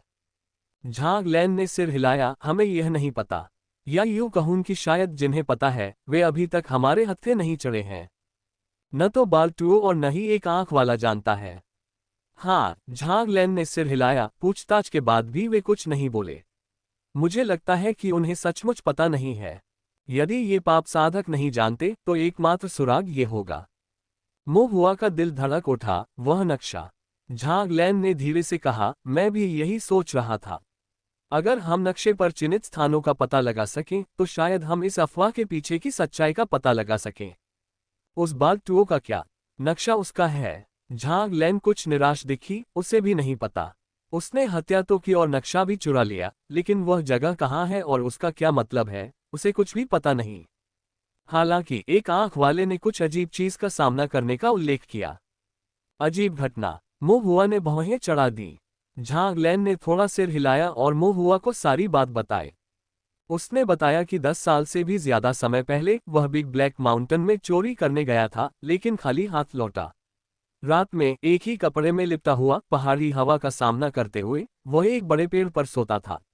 वह जमीन पर सोने की हिम्मत नहीं करता था, इस डर से कि आधी नींद में उसे राक्षस जानवर खा जाएंगे। आधे अचंभे में उसने लोगों को बातें करते सुना। उसे यकीन नहीं था कि वे 2 या 3 लोग थे। वे धीमी आवाज में, मोटे तौर पर फुसफुसाते हुए बात कर रहे थे, जो रात के अंधेरे में विशेष रूप से अजीब और अस्पष्ट लग रहा था। वह पेड़ पर अकेला था, जोर से सांस लेने की भी हिम्मत नहीं कर पा रहा था। वह काफी देर तक टुकड़ों में सुनता रहा, फिर उनकी बातचीत का सार समझ पाया। पेड़ के नीचे जो साधक थे, वे भी पाप साधक थे। ऐसा लगता था कि उन्होंने हर तरह के घृणित कार्य किए थे, साधकों के एक परिवार का सफाया कर दिया था और उनके आत्मिक रत्नों और संपत्तियों को लूट लिया था। ताओवादी दरबार ने उनका पीछा किया था और उनके पास कोई विकल्प नहीं बचा था, इसलिए उन्होंने बड़े काले पर्वत में शरण लेने का विचार किया। वे बहुत ही संस्कारी थे, उनकी बातचीत से निर्दयी तौर तरीके जाहिर हो रहे थे। एक आंख वाले साधु के मन में डर का एहसास हो रहा था, क्योंकि वह पेड़ पर कांप रहा था और भोर तक हिलने की हिम्मत नहीं कर पा रहा था। जब उसने आसपास कोई नहीं देखा और आखिरकार नीचे उतरने का साहस जुटा पाया, और उसके बाद से उसने बड़े काले पर्वत में पाप साधकों के उस समूह को फिर कभी नहीं देखा। उन पाप साधकों ने शरण के लिए बड़े काले पर्वत में छिपने की बात कही थी, लेकिन ऐसा लग रहा था मानो वे इस दुनिया से गायब हो गए हों, बिना किसी निशान के। ये सुनकर मो हुआ के दिल की गहराइयों से एक ठंडक सी उठ गई। यदि वास्तव में ऐसा था, तो बिग ब्लैक माउंटेन गंदगी का अड्डा था, इसका पानी बहुत गहरा था। झांग लैन ने देखा कि अभी भी आसपास भोजन करने वाले लोग मौजूद हैं। उसने एक पल सोचा और फिर मो हुआ से बात करने के लिए अपनी आवाज धीमी कर दी। उसे एक आंख वाले ने पाप साधकों के समूह को एक वाक्यांश कहते हुए भी सुना। झांग लैन की अभिव्यक्ति गंभीर हो गई और मो हुआ के दिल में ठंडक महसूस हुई। कौन सा वाक्यांश? झांग लैन ने एक पल सोचा, फिर धीरे से कहा, काले पर्वत की धुंध, गड्ढों और मांदों को छुपाती हुई आधी रात के तीसरे पहर रास्ता पूछने के लिए अपना नाम पुकारो। मो हुआ के दिल में ठंडक महसूस हुई और उसने चुपचाप इन 16 अक्षरों को याद कर लिया। ऐसा प्रतीत होता था कि यह मानचित्र कोई मामूली बात नहीं है। यदि इसे स्पष्ट रूप से नहीं समझा गया, तो यह निश्चित रूप से एक महत्वपूर्ण छिपा हुआ खतरा होगा। कृषक अपनी भूमि पर निर्भर रहते हैं तथा स्थानीय परिस्थितियों का सर्वोत्तम उपयोग करते हैं। तोंगशियान शहर के पास न तो उपजाऊ आत्मा क्षेत्र थे, न ही उफनती नदियां और समुद्र थे, और न ही पालन पोषण के लिए उपयुक्त आत्मा जानवर थे। आसपास के सभी ढीले कृषकों को बिग ब्लैक माउंटेन में जीविका चलानी पड़ती थी। और शहर के दक्षिण में रिफाइनरी की दुकानें, कीमियागर के व्यवसाय और यहाँ तक कि फ्लू बिल्डिंग भी राक्षस जानवरों का शिकार करने, उनके मांस और हड्डियों को छीलकर सामग्री बनाने, कलाकृतियों के शोधन, कीमिया और खाना पकाने की जरूरतों को पूरा करने के लिए मॉन्स्टर हंटर्स पर निर्भर थे। संरचनाओं का अध्ययन करते हुए मोहुआ को आध्यात्मिक स्याही को मिलाने के लिए राक्षस रक्त की एक बड़ी मात्रा को इकट्ठा करने की भी आवश्यकता थी। तोंगशियान शहर के सभी साधक, चाहे वह ताओ साधना, उत्पादन या दैनिक जीवन के लिए हों, बड़े काले पर्वत से निकटता से जुड़े हुए थे। यदि बिग ब्लैक माउंटेन में गहरे खतरे मौजूद हैं तो यह एक गंभीर समस्या होगी। इसके बाद जब मोहुआ उल्टी आत्मा संरचना का अध्ययन कर रहा था, तो जब भी उसे खाली समय मिलता, वह बड़े काले पहाड़ पर चला जाता। जब भी उसे कोई सुनसान या अनजान जगह मिलती, तो वह पाप साधक का नक्शा खोलकर उसकी तुलना करता और देखता कि क्या वह नक्शे पर अंकित जगहों को ढूंढ सकता है। हालांकि कई दिनों की खोज के बाद भी उन्हें कुछ नहीं मिला। निराश होकर मोहुआ ने अपना सिर उठाया और देखा कि दूर के क्षेत्र में घना कोहरा छाया हुआ है, जो पहाड़ों की परतदार चोटियों को छिपा रहा है, सूर्य के प्रकाश को अवरुद्ध कर रहा है, जिससे एक धुंधली अस्पष्ट दुनिया बन गई है, जहां ये स्पष्ट नहीं हो रहा था कि पहाड़ कहां समाप्त होता है और चट्टान कहां से शुरू होती है। वह बिग ब्लैक माउंटेन का घना जंगल था, जो बिग ब्लैक माउंटेन का सबसे खतरनाक हिस्सा भी था। ऐसा कहा जाता था कि यह जंगल अप्रत्याशित और खतरनाक था और जो किसान वहां गए वे कभी वापस नहीं लौटे। मोहुआ ने जब ये देखा तो वह अचानक चौंक गया और ठंडी हवा में हौंफने लगा। ब्लैक माउंटेन का कोहरा गहरी खाइयों को छुपा सकता है। क्या इस मानचित्र पर अंकित स्थान बिग ब्लैक माउंटेन का घना जंगल हो सकता है? मोहुआ की पलकें झपकने लगी क्योंकि उसे लगा कि यह अधिक से अधिक संभव है। वह बाहरी पर्वत से पूरी तरह परिचित था और यद्यपि वह ये नहीं कहेगा कि वह आंतरिक पर्वत को अच्छी तरह जानता है, फिर भी वह उससे बहुत परिचित था। यदि मानचित्र पर दर्ज स्थान वास्तव में आंतरिक या बाह्य पर्वत के भीतर था तो उसे निश्चित रूप से कुछ याद होगा। यदि बाहरी पर्वत नहीं, आंतरिक पर्वत नहीं, तो यह अवश्य ही गहन वन होगा।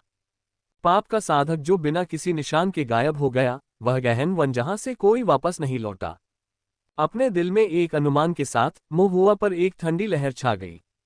उसने जल्दी से अपनी चाल ढाल की तकनीक का इस्तेमाल किया और टोंगक्सियन शहर की ओर वापस दौड़ा, हौंफते हुए एल्डर यू को ढूंढने के लिए पहुंचा और तत्काल पूछा, बड़े यू, क्या कभी कोई घने जंगल में गया है?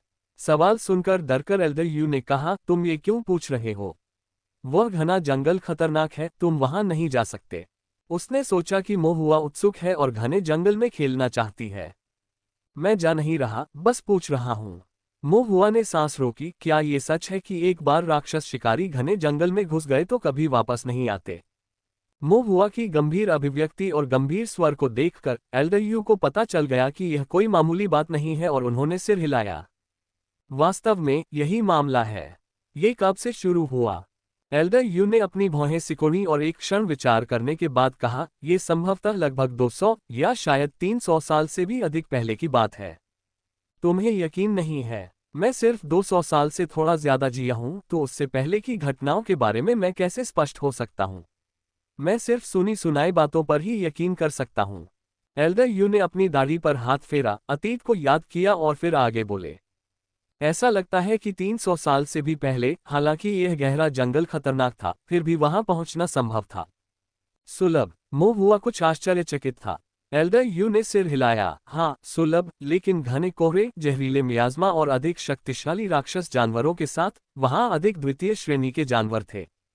आगे सोचते हुए एल्डर यू ने कहा, हालांकि उस समय इसे घना जंगल कहा जाता था, लेकिन असल में यह भीतरी पर्वत का ही एक हिस्सा था। बस फर्क इतना था कि यह भीतरी पर्वत का सबसे खतरनाक हिस्सा था।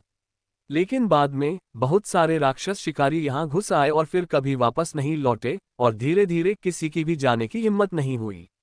इस तरह बड़े काले पर्वत का घना जंगल एक वर्जित स्थान बन गया। यहां तक कि फाउंडेशन स्थापना चरण में साधक भी प्रवेश करने का साहस नहीं करते। एल्डर यू की पलकें झपक गईं, यहां तक कि फाउंडेशन प्रतिष्ठान में भी लोग हिम्मत नहीं करते, क्योंकि उस स्तर पर साधक मर चुके हैं। मोहुआ की आंखें चौड़ी हो गईं। क्या नींव बनाने वाले साधक भी अंदर मर सकते हैं? एल्डर यू ने सिर हिलाया। ऐसा तो नहीं कि वे गायब हो गए, वे अंदर ही मर गए। मोहुआ ने संदेह से कहा, तार्किक रूप से कहें तो लापता होने का मतलब जरूरी नहीं कि वे मर गए हों। ये कैसे तय हो सकता है कि वे पहाड़ों की गहराइयों में मरे होंगे? क्योंकि उनके शव गहरे पहाड़ों के बाहरी किनारे पर पाए गए थे। मोहुआ जितना सुनता गया, उसे उतना ही अजीब लगता गया। कौन मरा? एल्डर यू की अभिव्यक्ति जटिल हो गई। कियान परिवार के पूर्व मुख्य एल्डर। कियान परिवार। मोहुआ को विश्वास करना मुश्किल लगा। एल्डर यू ने हल्का सा सिर हिलाया और मोहुआ को समझाया। उस समय जब मैं एक मामूली क्यूई शोधन साधक था, मैंने सुना कि कियान परिवार का प्रमुख बुजुर्ग गहरे पहाड़ों में घुस गया और बिना किसी निशान के गायब हो गया।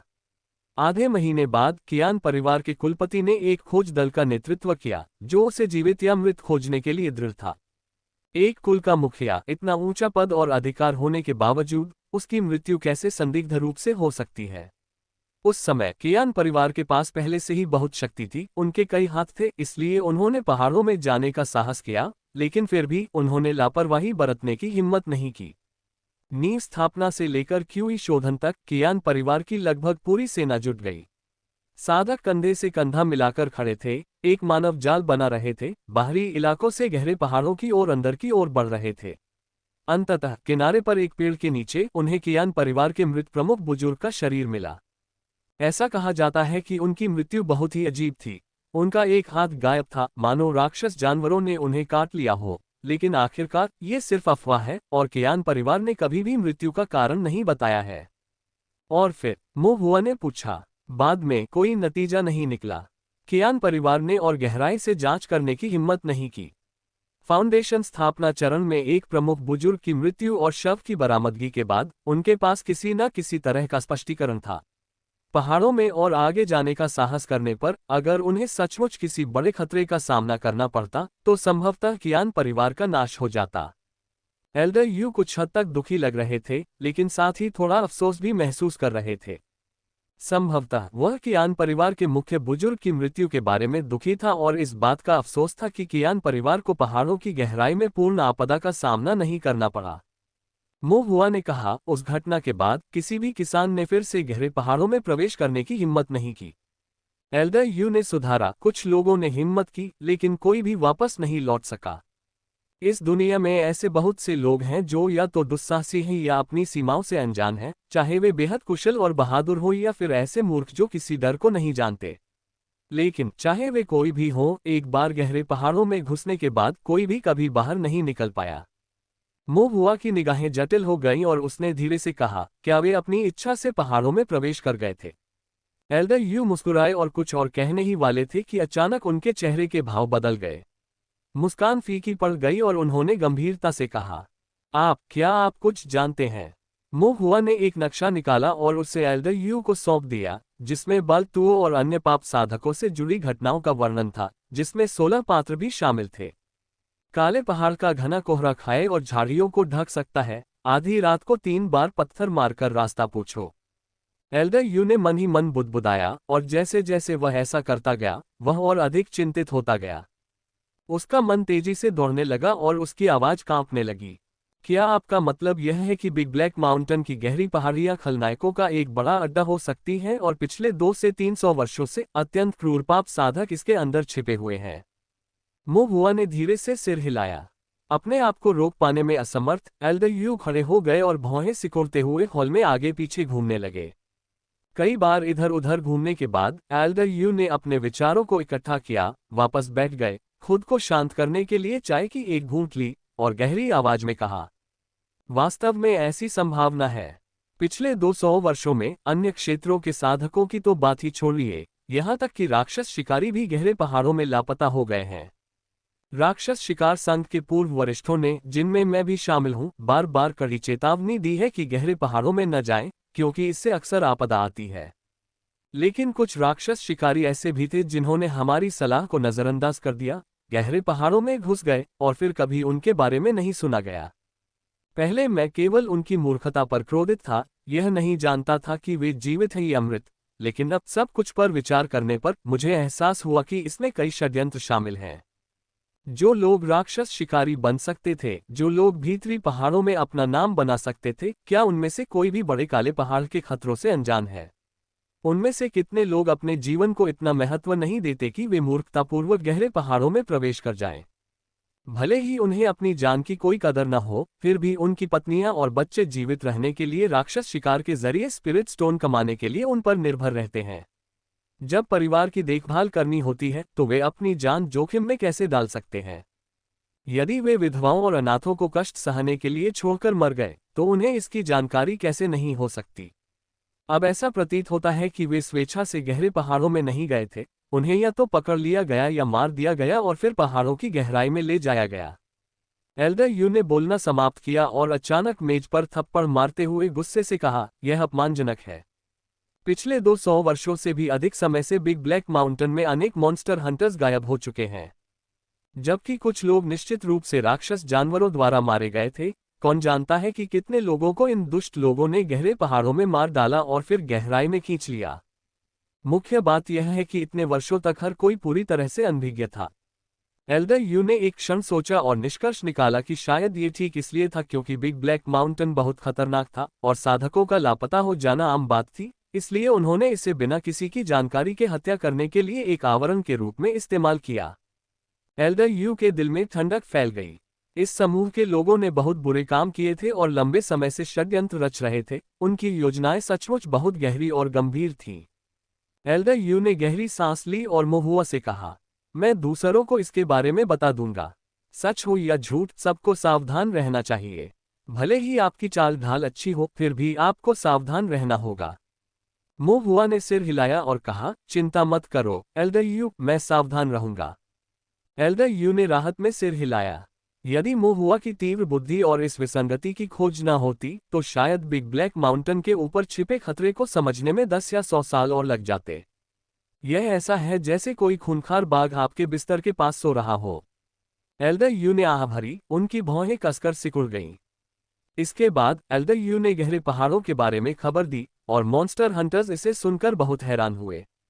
पिछले कुछ वर्षों में लापता हुए मॉन्स्टर हंटर्स में उनके पिता, बुजुर्ग, भाई या मित्र शामिल थे। राक्षस का शिकार स्वाभाविक रूप से खतरनाक है और जीवन या मृत्यु अप्रत्याशित है, और जब वे लापता हो जाते हैं तो कुछ भी नहीं किया जा सकता है। वे केवल अपने दुख को अपने दिल में ही रख सकते थे और जीने के लिए संघर्ष करते रह सकते थे। लेकिन अब गहरे पहाड़ों के भीतर ऐसे रहस्य के बारे में जानने के बाद ये राक्षस शिकारी न केवल गायब हो गए होंगे, बल्कि उनकी निर्मम हत्या भी कर दी गई होगी, उनके शवों का कोई पता नहीं चला होगा। हर किसी के दिल में सदमे और गुस्से का मिश्रण था। अगले दिनों में पहाड़ में प्रवेश करने वाला कोई भी राक्षस शिकारी अत्यंत सतर्क हो गया। वह पाप साधकों के सुराग ढूंढने के साथ साथ मानचित्रों पर चिन्हित स्थानों पर भी ध्यान देने लगा। फिर भी उन्हें अभी तक कोई सुराग नहीं मिला। ये दुष्ट लोग 200 से 300 वर्षों से छिपे हुए थे, जिससे उन्हें कम समय में ढूंढना बहुत कठिन था। राक्षस शिकारी धर्मी क्रोध से भरे हुए थे, फिर भी वे असहाय थे। बिग ब्लैक माउंटेन में इन माउंटेन के भीतर महुआ एक बड़े पत्थर पर पालथी मारकर बैठ गया। उसके सामने गहरा पहाड़ था, धुंध फैली हुई थी, पहाड़ों को ढक रही थी। अपनी दिव्य इंद्रिय को मुक्त करते हुए उन्होंने केवल आध्यात्मिक शक्ति के अस्पष्ट, अव्यवस्थित और मिश्रित अवशेषों को ही महसूस किया। यह ऐसा था जैसे अलग अलग रंगों की आध्यात्मिक शक्ति के धागे गेंदों और पैचों में उलझे हुए थे, जो आंतरिक पर्वत की हर चीज को ढक रहे थे। ब्लैक माउंटेन का कोहरा गहरे तालाबों को छुपाने के लिए पर्याप्त घना। महुआ ने खुद से कहा, फिर नक्शा खोला और आंतरिक पर्वत और गहरे पर्वत के बीच की सीमा पर इसका संदर्भ लेना शुरू कर दिया। गहरे पहाड़ की घनी धुंध में बिना अपनी दिशा जाने सीधे आगे बढ़ना एक अज्ञात खतरे को जन्म देता है, जहां मृत्यु लगभग निश्चित है। पाप साधक गहरे पहाड़ में प्रवेश कर सके, इसका तात्पर्य यह है कि उनके पास कोई विशेष मार्ग अवश्य होगा। यदि महुआ सही था तो बाल तुओं के पास जो नक्शा था वह वास्तव में गहरे पहाड़ में प्रवेश करने के लिए एक मार्गदर्शक था। जब पाप साधक, जिन्होंने जघन्य अपराध किए हैं और जो सुधार के योग्य नहीं हैं, ताओवादी न्यायालय द्वारा वांछित हैं, तो जब उनके पास कोई अन्य विकल्प नहीं बचता तो वे गहरे पहाड़ में जाने के लिए इस मानचित्र का अनुसरण कर सकते हैं। अन्यथा गहरे पहाड़ में इतनी घनी और भारी धुंध के कारण न केवल बाहर से आने वाले पाप साधक अपना रास्ता नहीं खोज पाएंगे, बल्कि स्थानीय राक्षस शिकारी भी खो जाएंगे। चूंकि यह एक मार्गदर्शक है, इसलिए इसे आंतरिक पर्वत से गहरे पर्वत तक ले जाना चाहिए। इसका मतलब यह है कि नक्शे के मार्ग का एक हिस्सा भीतरी पर्वत के लिए है और एक हिस्सा गहरे पर्वत के लिए है। यही कारण है कि महुआ को ये परिचित और अजीब दोनों लगा। परिचित भाग भीतरी पर्वत था और विचित्र भाग गहरा पर्वत था। जब तक किसी को मानचित्र पर स्थान मिल जाता है, तब तक वह घने कोहरे से होकर गहरे पहाड़ों में प्रवेश कर सकता है और यह पता लगा सकता है कि ये दुष्ट लोग कहाँ छिपे हैं। हालांकि सटीक स्थान का पता लगाने के लिए केवल इस अधूरे नक्शे पर निर्भर रहना आसान नहीं है। मानचित्र की लिखावट अव्यवस्थित है, जिससे पता चलता है कि इसे जल्दबाजी में नकल किया गया है, तथा यह अधूरा है, जिसमें पर्वत के भूभाग का पूर्ण चित्रण नहीं है। यह अनिश्चित है कि इस मानचित्र की नकल किसने, कहां से की, और यह बाल्टुओ के हाथों में कैसे पहुंचा। बाल्टुओ ने मानचित्र के लिए हत्या की, वास्तव में वह अपने लिए रास्ता खोज रहा था। पाप साधक के रूप में जो हत्या करता है, वह भी मारा जा सकता है।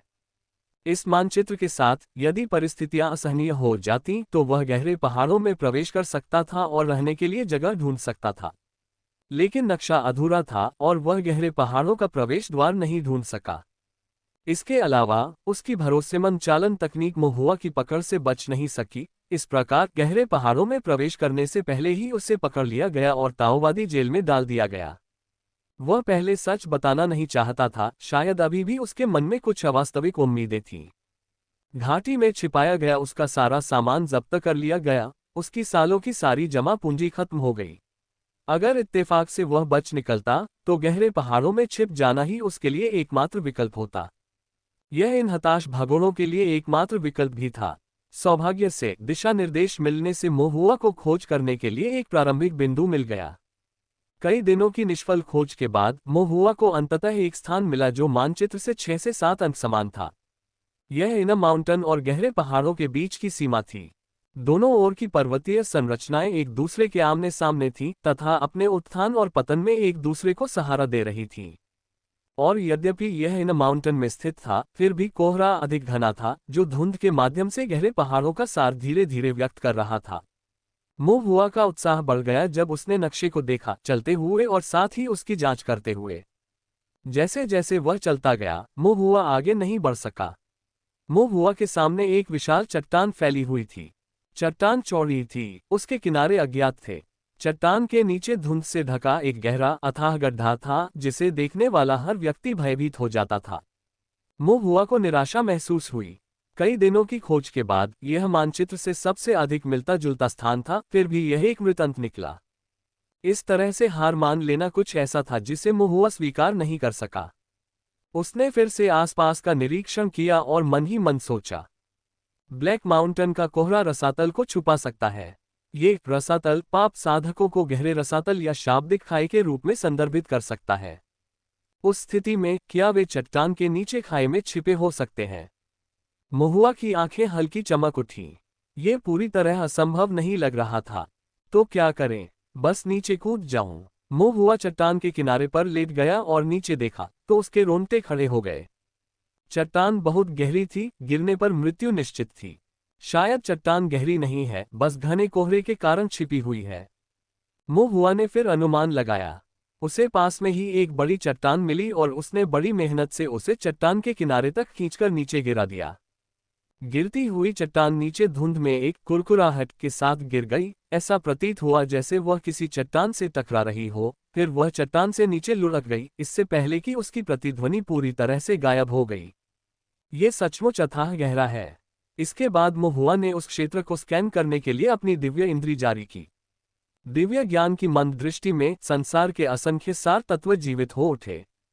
वहां पर धुंधली सी आध्यात्मिक ऊर्जा, मैला पीला धुंध, हल्का सफेद कोहरा तथा पहाड़ों, पत्थरों और पेड़ों की धुंधली रूपरेखा थी। लेकिन फिर भी कोई रास्ता नहीं मिला। महुआ ने आह भरी, शायद यह वह जगह नहीं थी। इसके बाद महुआ ने कई दिनों तक खोज की, लेकिन कोई लाभ नहीं मिला और मामले को अस्थायी रूप से स्थगित करना पड़ा। पहाड़ों में प्रवेश करने वाले राक्षस शिकारी सतर्क रहेंगे, अधिक लोगों के साथ अधिक ताकत होगी और उनके पास कुछ सुराग हो सकते हैं।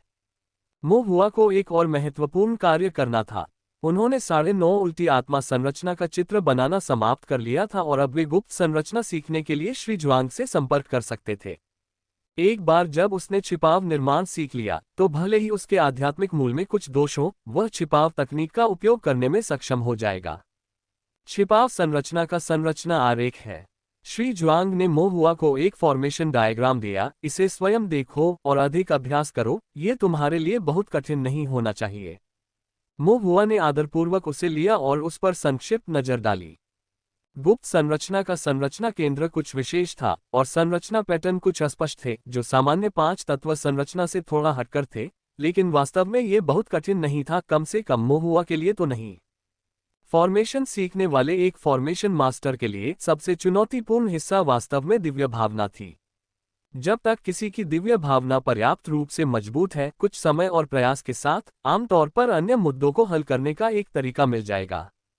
लेकिन यदि दिव्य ज्ञान अपर्याप्त हो, तो व्यक्ति निर्माण विधियां सीखने के लिए भी योग्य नहीं होगा। धन्यवाद सज्जन, मो हुआ ने खुश होकर कहा।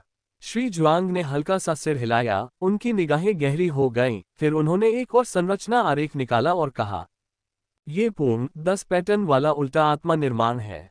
मो हुआ का दिल बैठ गया क्योंकि उसने इसे गंभीरता से लिया, और एक संक्षिप्त नजर डालने के बाद उसने इसे अपने दिमाग में फिर से खोजा और सदमे में कहा, सज्जन, ये तो बहुत कठिन लगता है। 10 पैटर्न क्यूई रिफाइनिंग दिव्य ज्ञान की सीमा है। इस सीमा के जितना करीब कोई पहुंचता है, दिव्य ज्ञान उतना ही धीमा होता जाता है, और स्वाभाविक रूप से ये और भी कठिन होता जाता है, श्री जुआंग ने धीरे से कहा। मो हुआ ने आह भरी, मुझे नहीं पता कि मुझे सीखने में कितना समय लगेगा। फाउंडेशन की स्थापना तक इसे सीखें।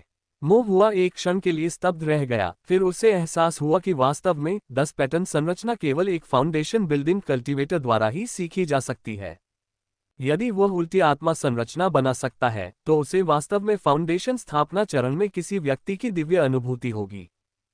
सज्जन, मेरी वर्तमान प्रगति के आधार पर मुझे नींव स्थापना की दिव्य अनुभूति प्राप्त करने में कितना समय लगेगा? मो हुआ ने कमजोरी से पूछा। श्री जुआंग ने कोई जवाब नहीं दिया, बल्कि उन्होंने पूछा, क्या होगा यदि इसमें 10 वर्ष या 100 वर्ष भी लगे? मो हुआ के दिल में ठंडक महसूस हुई। 100 साल। श्री जुआंग ने कहा, यह सिर्फ एक अनुमान है। मो हुआ ने एक पल के लिए सोचा, फिर असहाय होकर कहा, ऐसा लगता है कि कोई और रास्ता नहीं है। मैं बस साधना जारी रखूंगा और फॉर्मेशन मेथड्स को वैसे ही चित्रित करूंगा जैसा मुझे करना चाहिए। श्री जुआंग ने स्वीकृति में सिर हिलाया और कहा, ठीक है, परिणाम चाहे जो भी हो, जो किया जाना चाहिए वह नहीं बदलेगा। सफलता या असफलता या कुछ अपेक्षाओं को अपनी मनस्थिति पर प्रभाव डालने न दें। मो हुआ को अचानक एहसास हुआ और वह मुस्कुराया, शिक्षा के लिए धन्यवाद सज्जन। मिस्टर जुआंग भी हल्के से मुस्कुराए और बोले, हालांकि ऐसी बात है, लेकिन आपको ज्यादा चिंता नहीं करनी चाहिए। शायद आपको कोई ऐसा मौका मिले जिससे आप इस खाई को एक कदम में पार कर सकें। मो हुआ की आंखें चमक उठी, सच में? श्री जुआंग ने पुनः कहा, यह सिर्फ एक अनुमान है। बोलने के बाद श्री जुआंग ने अपनी पतली उंगली से मो हुआ के माथे की ओर इशारा किया। अवसर बाहरी कारक हैं, उन्हें अपनी ताव साधना के लिए मन की स्थिति को विचलित न करने दें। मो हुआ की निगाहें तेज हो गईं और उसने कहा, शिष्य समझ गया। मो हुआ की स्पष्ट निगाह और स्पष्ट विचारों को देखकर श्री जुआंग ने थोड़ा सिर हिलाया और धीरे से कहा, बस निर्माण विधियां सीखने पर ध्यान केंद्रित करो, बाकी बातों की चिंता मत करो। अगर तुम ची शोधन के 9वें स्तर तक पहुंच गए हो और तुम्हारी दिव्य अनुभूति अभी भी पर्याप्त नहीं है, तो मेरे पास अपने तरीके हैं। मो हुआ ने अपने दिल में गर्माहट महसूस की और मुस्कुराया, धन्यवाद सज्जन।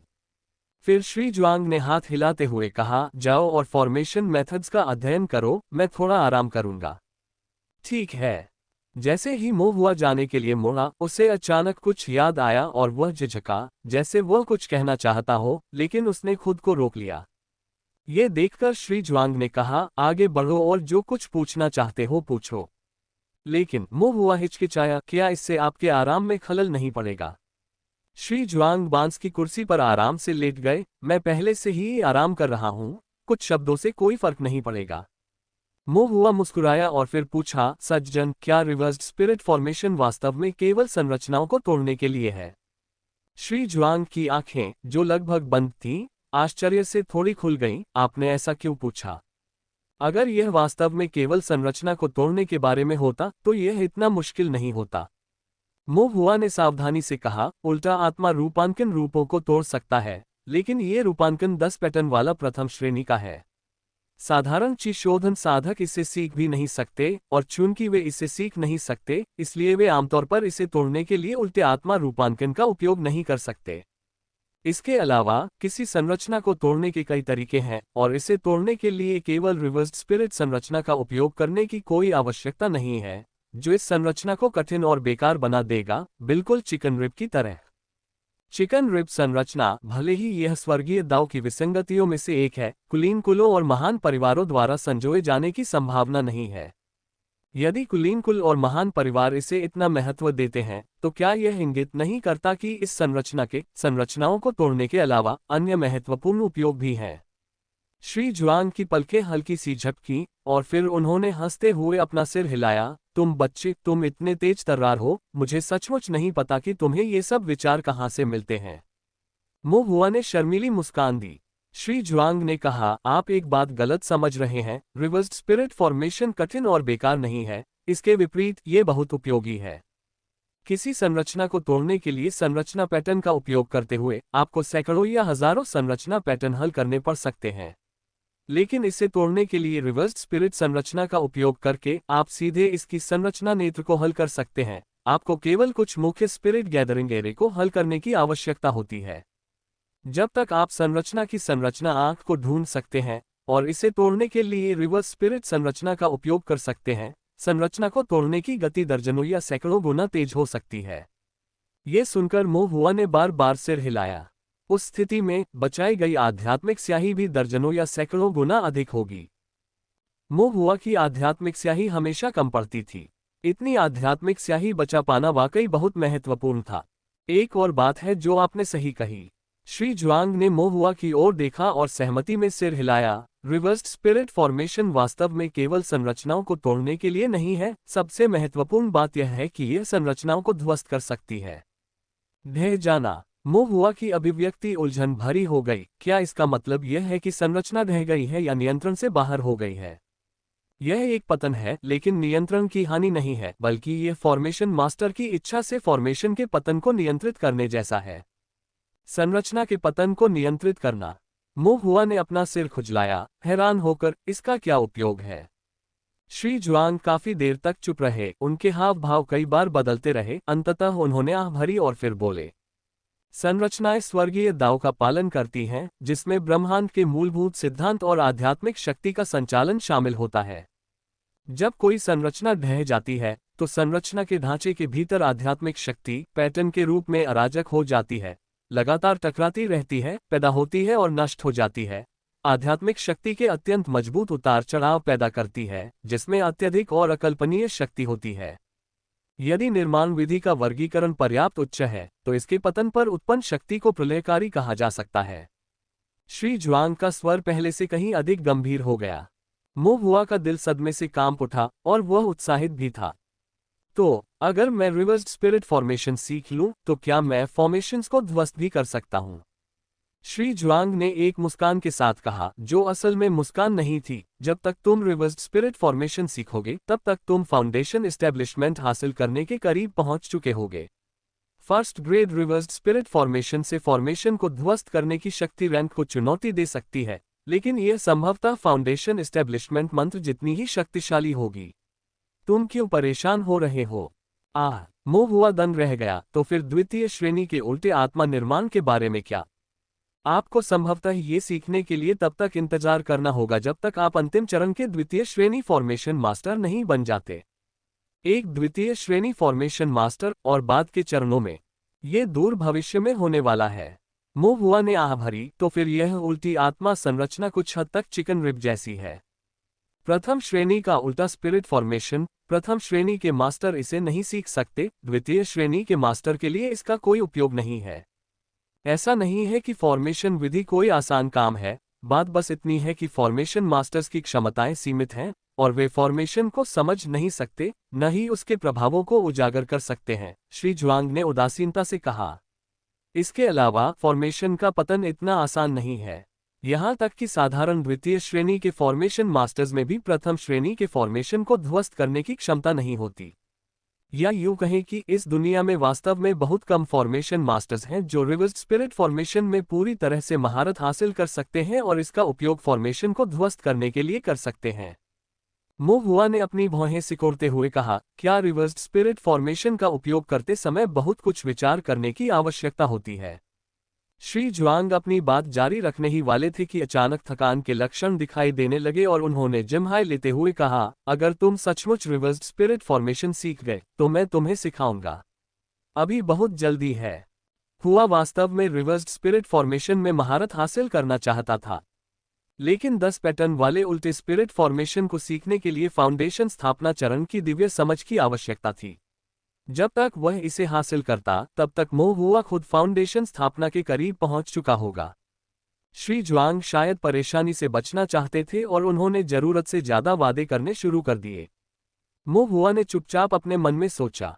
तभी उसने देखा कि मिस्टर जुआंग उसे एक हल्की मुस्कान के साथ देख रहे थे। मो हुआ घबरा गया और उसे एहसास हुआ कि मिस्टर जुआंग के प्रति उसकी आंतरिक आलोचना उसे फिर से समझ आ गई है। उसे कोई अंदाजा नहीं था कि मिस्टर जुआंग को कैसे पता चला। मो हुआ केवल हे कर सका और हंसते हुए बोला, सज्जन, कृपया आराम करें। मैं अब आपको परेशान नहीं करूंगा। श्री जुआंग के भुलक्कड़ निवास से निकलने के बाद मो हुआ ने जल्दी से गुप्त संरचना निकाली और उसका गहनता से अध्ययन करना शुरू कर दिया। गुप्त संरचना एक प्रकार की जल श्रृंखला संरचना थी, लेकिन इसका प्रभाव नियमित जल श्रृंखला संरचनाओं से भिन्न था। इसलिए फॉर्मेशन पिवट अलग था, फॉर्मेशन पैटर्न बदल दिए गए थे और यह और भी अधिक गहन लग रहा था। हालांकि मो हुआ के पास पर्याप्त दिव्य ज्ञान था, अब उसे इसे और अधिक चित्रित करने का अभ्यास करने की आवश्यकता थी। अभ्यास से निपुणता आती है। दर्जनों या सैकड़ों बार संरचना बनाने के बाद सबसे स्पष्ट पैटर्न भी परिचित हो जाएंगे। इसके अलावा मो हुआ के पास ताओवादी स्टाइल था, उसने ध्यान तकनीक सीखी थी और उसकी साधना तकनीक स्वर ज्ञान जुए थी। कुछ ही दिनों में वह एक फॉर्मेशन का लगभग 100 बार अभ्यास कर सकता था। दूसरों को एक फॉर्मेशन का 100 बार अभ्यास करने में महीनों लग जाते हैं और यदि कोई कम प्रतिभाशाली हो तो उसे आधा वर्ष भी लग सकता है। इसलिए मो हुआ सामान्य साधकों की तुलना में बहुत तेजी से संरचनाएं सीख सकता था। मो हुआ को गुप्तचर संरचना सीखने में 3 दिन लगे। उसने कागज पर रचना बनाए और उसे सक्रिय करने के लिए उसमें थोड़ी आध्यात्मिक शक्ति का संचार किया। जैसी कि उम्मीद थी, कागज का पूरा टुकड़ा गायब हो गया। दिव्य ज्ञान के साथ मो हुआ अभी भी पैटर्न को महसूस कर सकता था, लेकिन वे जल श्रृंखला आध्यात्मिक शक्ति के कवरेज के कारण कुछ धुंधले थे। कागज एक निर्जीव वस्तु थी जो ईश्वरीय ज्ञान को धोखा देने में असमर्थ थी। यदि कोई साधक किसी छिपाव तकनीक का प्रयोग करता है तथा दिव्य इंद्रिय से अपनी उपस्थिति को और अधिक छिपा लेता है, तो अन्य साधक इसका पता नहीं लगा सकते जब तक कि उनकी दिव्य इंद्रिय अत्यंत प्रबल न हो। यद्यपि डियाओ लाओसी को घात लगाने का अनुभव था, लेकिन उसका वैवाहिक दांव कमजोर था और वह अपनी गुप्त तकनीक पर भरोसा करके ही इतने लंबे समय तक परेशानी पैदा करने में कामयाब रहा था। दुर्भाग्यवश वह मो हुआ के हाथों में पड़ गया, जिसकी दिव्य भावना असाधारण थी। यह उसका दुर्भाग्य था और उसे वही मिला जिसका वह हकदार था। डियाओ लाओसी के पास सामान्य दिव्य ज्ञान था और उसे छिपाव तकनीक का उपयोग करते समय आसानी से नहीं पकड़ा जा सकता था। मो हुआ की तो बात ही छोड़िए, जिसके पास पहले से ही एक शक्तिशाली दिव्य ज्ञान था। मो हुआ ने अपने ताओवादी वस्त्र पर गुप्त संरचना बनाई। साधारण ताओवादी वस्त्र नर्म होने के कारण आकृतियां बनाने के लिए बहुत उपयुक्त नहीं है। दूसरे शब्दों में, ताओवादी वस्त्र जिन पर संरचनाएं हो सकती थीं, वे अत्यधिक महंगे थे। हालांकि मो हुआ के पास अब स्पिरिट स्टोन्स की कमी नहीं थी, लेकिन वह उन्हें बर्बाद नहीं करना चाहता था। अगर वह भविष्य में फाउंडेशन एस्टेब्लिशमेंट तक पहुंच जाता तो उसकी स्पिरिट स्टोन्स की दैनिक खपत लगभग कई गुना बढ़ जाती। इसलिए जहां तक हो सके बचत करना जरूरी था। मो हुआ ने कपड़े का आधा बोल्ट खरीदा जो कि संरचनाएं बनाने के लिए उपयुक्त था, जो काफी प्रसिद्ध था और इसकी कीमत उसे 100 स्पिरिट स्टोन्स पड़ी। कपड़े पर गुप्त संरचना बनाने के बाद उसने अपनी मां से उसे अपने ताओवादी वस्त्र के भीतरी भाग में सिलवा दिया, ताकि गुप्त संरचना आत्मा पत्थरों को बर्बाद किए बिना प्रभावी हो सके। मो हुआ ने इसे आजमाया और पाया कि इस गुप्त संरचना में अभी भी खामियां थीं। ये संरचना ताओवादी वस्त्र पर बनाई गई थी और वास्तव में वस्त्र से ढके हुए हिस्से को छिपाया जा सकता था और वे दिखाई नहीं देते थे, लेकिन उसके हाथ और चेहरा, जिसे वस्त्र ने नहीं ढका था, हल्के नीले रंग की छाया के रूप में अभी भी धुंधले ढंग से दिखाई दे रहे थे। यह मो हुआ की उम्मीद के अनुरूप था, क्योंकि ताओवादी वस्त्र जो छिप सकते थे उन्हें अनिवार्य रूप से आध्यात्मिक कलाकृतियां माना जाता था और वे बेहद महंगे भी थे। तोनशियान शहर में तो एक भी नहीं मिल सकता था। चूंकि वे महंगे थे, इसलिए निर्माण माध्यम के रूप में उपयोग किए जाने वाले ताओवादी वस्त्र स्वाभाविक रूप से उच्च गुणवत्ता वाली सामग्री और शिल्प कौशल से बने थे।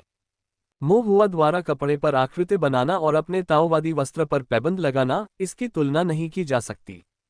आप जो भुगतान करते हैं आपको वही मिलता है और मो हुआ इस बारे में स्पष्ट थे। फिर भी मो हुआ ने अपनी मां को देखने के लिए बुलाया। लियू रुहुआ ने उसका आत्मविश्वास भरा व्यवहार देखा और उसके चेहरे पर मुस्कान आ गई। मो हुआ ने अपने ताओवादी वस्त्र में छिपाव संरचना को सक्रिय किया और फिर छिपाव तकनीक को स्वयं पर डाला। छिपाव तकनीक और छिपाव संरचना के प्रभाव एक दूसरे पर छा गए, जिससे एक अदृश्य प्रवाह पैदा हुआ जिसने उसके पूरे शरीर को ढक लिया और मो हुआ का आकार पूरी तरह से गायब हो गया। इससे लियू रुहुआ को सचमुच आश्चर्य हुआ। उसने अपना मुंह ढक लिया और बुदबुदाया, मैं सचमुच उसे नहीं देख सकती। उसके सामने खाली जगह से मो हुआ की आवाज आए, माँ क्या ये सच है? लियू रुहुआ ने सिर हिलाया, सचमुच। तो फिर दिव्य ज्ञान का उपयोग करके जांच करने के बारे में क्या ख्याल है? लियू रुहुआ ने अपनी दिव्य इंद्री को सक्रिय किया और चारों ओर महसूस किया, फिर अपना सिर हिलाया, कुछ भी नहीं। मो हुआ की आकृति प्रकट हुई, उसके चेहरे पर मुस्कान थी। लियू रुहुआ भी मुस्कुराए, लेकिन फिर उसकी भौहें थोड़ी सिकुड़ गईं और उसने चेतावनी दी। यद्यपि छिपाने की तकनीक अच्छी है, लेकिन इसका प्रयोग बुरे कार्यों के लिए न करें। माँ चिंता मत करो, मो हुआ मुस्कुराया। इसके बाद मो हुआ अभी भी पूरी तरह से सहज नहीं थी, इसलिए वह अपने पिता मो शान के साथ साथ झांग लैन के पास गई और बाई जिशेंग और बाई जिक्सी के साथ भी कोशिश की। मो हुआ की छिपाने की तकनीक को कोई नहीं देख सकता था। मो शान को कुछ आश्चर्य हुआ, लेकिन साथ ही वह आश्वस्त भी महसूस कर रहा था। जल पारगमन चरण के साथ साथ छिपाव तकनीक क्यूई शोधन साधकों के विरुद्ध आत्म सुरक्षा के लिए पर्याप्त से अधिक थी।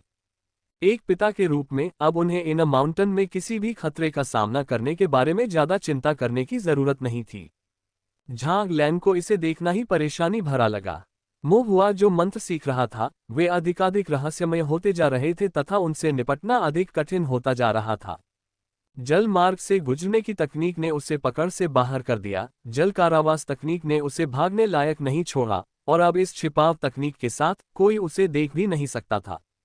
न केवल नग्न आंखों से अदृश्य, बल्कि यदि कोई दिव्य अनुभूति को चरम सीमा तक बढ़ा दे, तो भी उसकी उपस्थिति का अनुभव नहीं किया जा सकता। सामान्यतः जो साधक प्रच्छन्नता तकनीकों का अभ्यास करते हैं, उनमें अभी भी कुछ दोष होते हैं, जिन्हें प्रबल दिव्य ज्ञान वाले साधक पहचान सकते हैं। लेकिन अब मो हुआ की अपनी दिव्य भावना बहुत मजबूत थी, इसलिए कौन उसे देख सकता था? क्या ऐसा हो सकता है कि एक आधार निर्माण साधक को उसके साथ, जो कि मात्र 7वीं परत वाली क्यूई शोधन साधक है, निपटना पड़े? झांग लैन जितना अधिक इसके बारे में सोचता, उतना ही अधिक उसे सिरदर्द महसूस होता। लेकिन फिर उसने सोचा, मो हुआ के साथ उसके इतने अच्छे रिश्ते हैं, उसे निशाना बनाने की जरूरत ही नहीं थी। उल्टे अगर कोई मुसीबत आती तो वह मो हुआ से मदद मांग सकता था, तो इस बारे में सोचने की क्या जरूरत थी? इस विचार के साथ झांग लैन को बहुत अधिक सहजता महसूस हुई। बाई जिशेन का मुंह ईर्ष्या से भरकर खुला रह गया। यदि वह छिपने की तकनीक जानता, तो वह चाचीजू को पता चले बिना खेलने के लिए बाहर जा सकता था। बाई जिक्सी भी कुछ हैरान हुई, उसकी भौहें थोड़ी सिकुड़ गईं। काफी देर सोचने के बाद उसने भी लगभग वही शब्द कहे जो लियू रुहुआ ने कहे थे। आप इसका इस्तेमाल बुरे काम करने के लिए नहीं कर सकते। मो हुआ को एक पल के लिए समझ नहीं आया कि क्या कहे।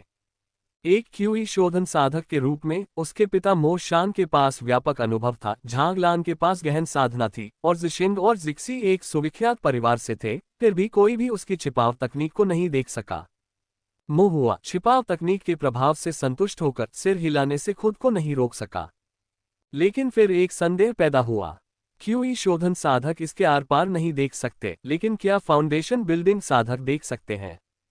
क्या उसे इसका परीक्षण करने के लिए किसी को ढूंढना चाहिए? तोनशान शहर में नींव निर्माण के ज्यादा साधक नहीं थे। मो हुआ जिस साधक से सबसे ज्यादा परिचित था, वह था एल्डयू। मो हुआ ने गुप्त तकनीक का प्रयोग किया और गुप्त संरचना को सक्रिय किया, तथा दिन के उजाले में एल्डयू के घर में घुस गया।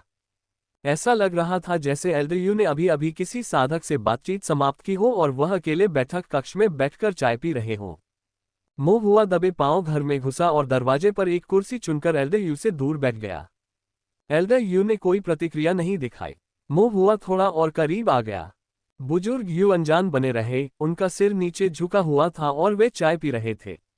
जितना संभव हो सके कम शोर मचाते हुए मो हुआ और भी करीब आ गया, इस बार एल्डयू से केवल 2 फीट की दूरी पर।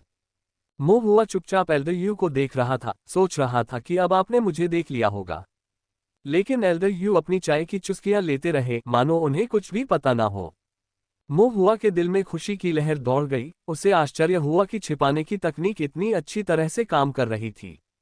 यहाँ तक कि फाउंडेशन स्थापना चरण में एल्डर यू भी उसकी छिपाने की तकनीक का पता नहीं लगा पाए थे। उसी समय उसने देखा कि एल्डर यू ने अपना सिर उठाया, थोड़ा शरारती लग रहे थे, और मुस्कुराते हुए उन्होंने कहा, मजा करना। हुआ ने आश्चर्यचकित होकर अपना आकार दिखाया, तुमने मुझे कब देखा? एल्डर यू ने एक मुस्कान के साथ कहा, जो वास्तव में मुस्कान नहीं थी, बेशक यह उसी क्षण से था जब आपने दरवाजे में प्रवेश किया था। मोहुआ का चेहरा कुछ हद तक हताश हो गया, ऐसा लग रहा था कि वह फाउंडेशन स्थापना चरण में एक साधक को मूर्ख नहीं बना सकता। क्या तुमने इसे अपनी दिव्य इंद्रिय से अनुभव किया? मोहुआ ने फिर पूछा।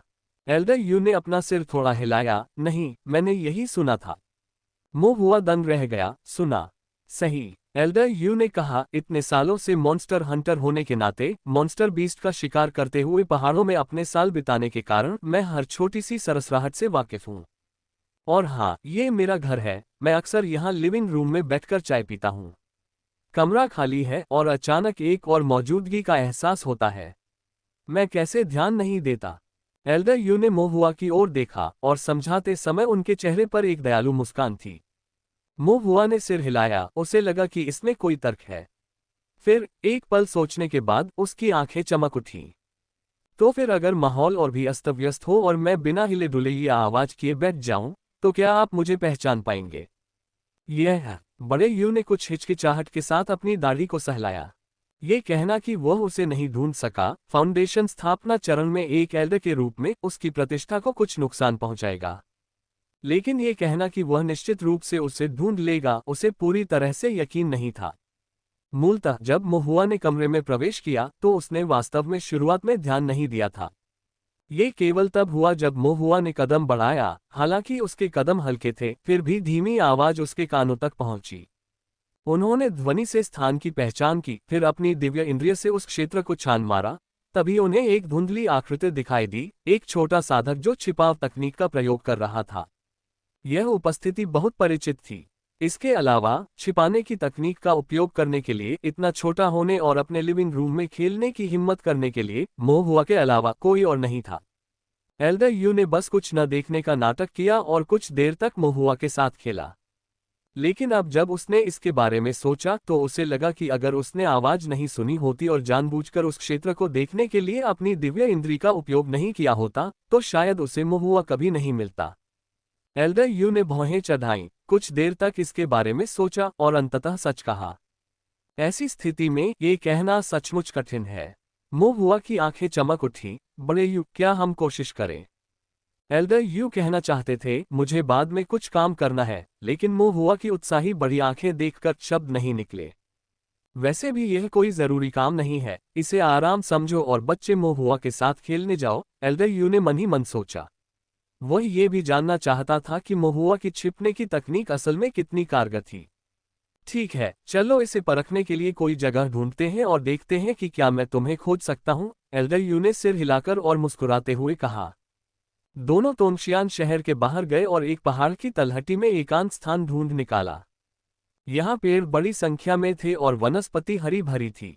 मैं पहले जंगल में जाकर छिप जाऊंगा, फिर तुम आकर मुझे ढूंढ लेना। ये कहकर मोहुआ जंगल में चला गया और एक बड़े पेड़ के पीछे झाड़ियों में छिप गया। फिर उसने अपनी गुप्त विद्या का प्रयोग किया, अपनी आकृति छिपाते हुए स्थिर और मौन रहा।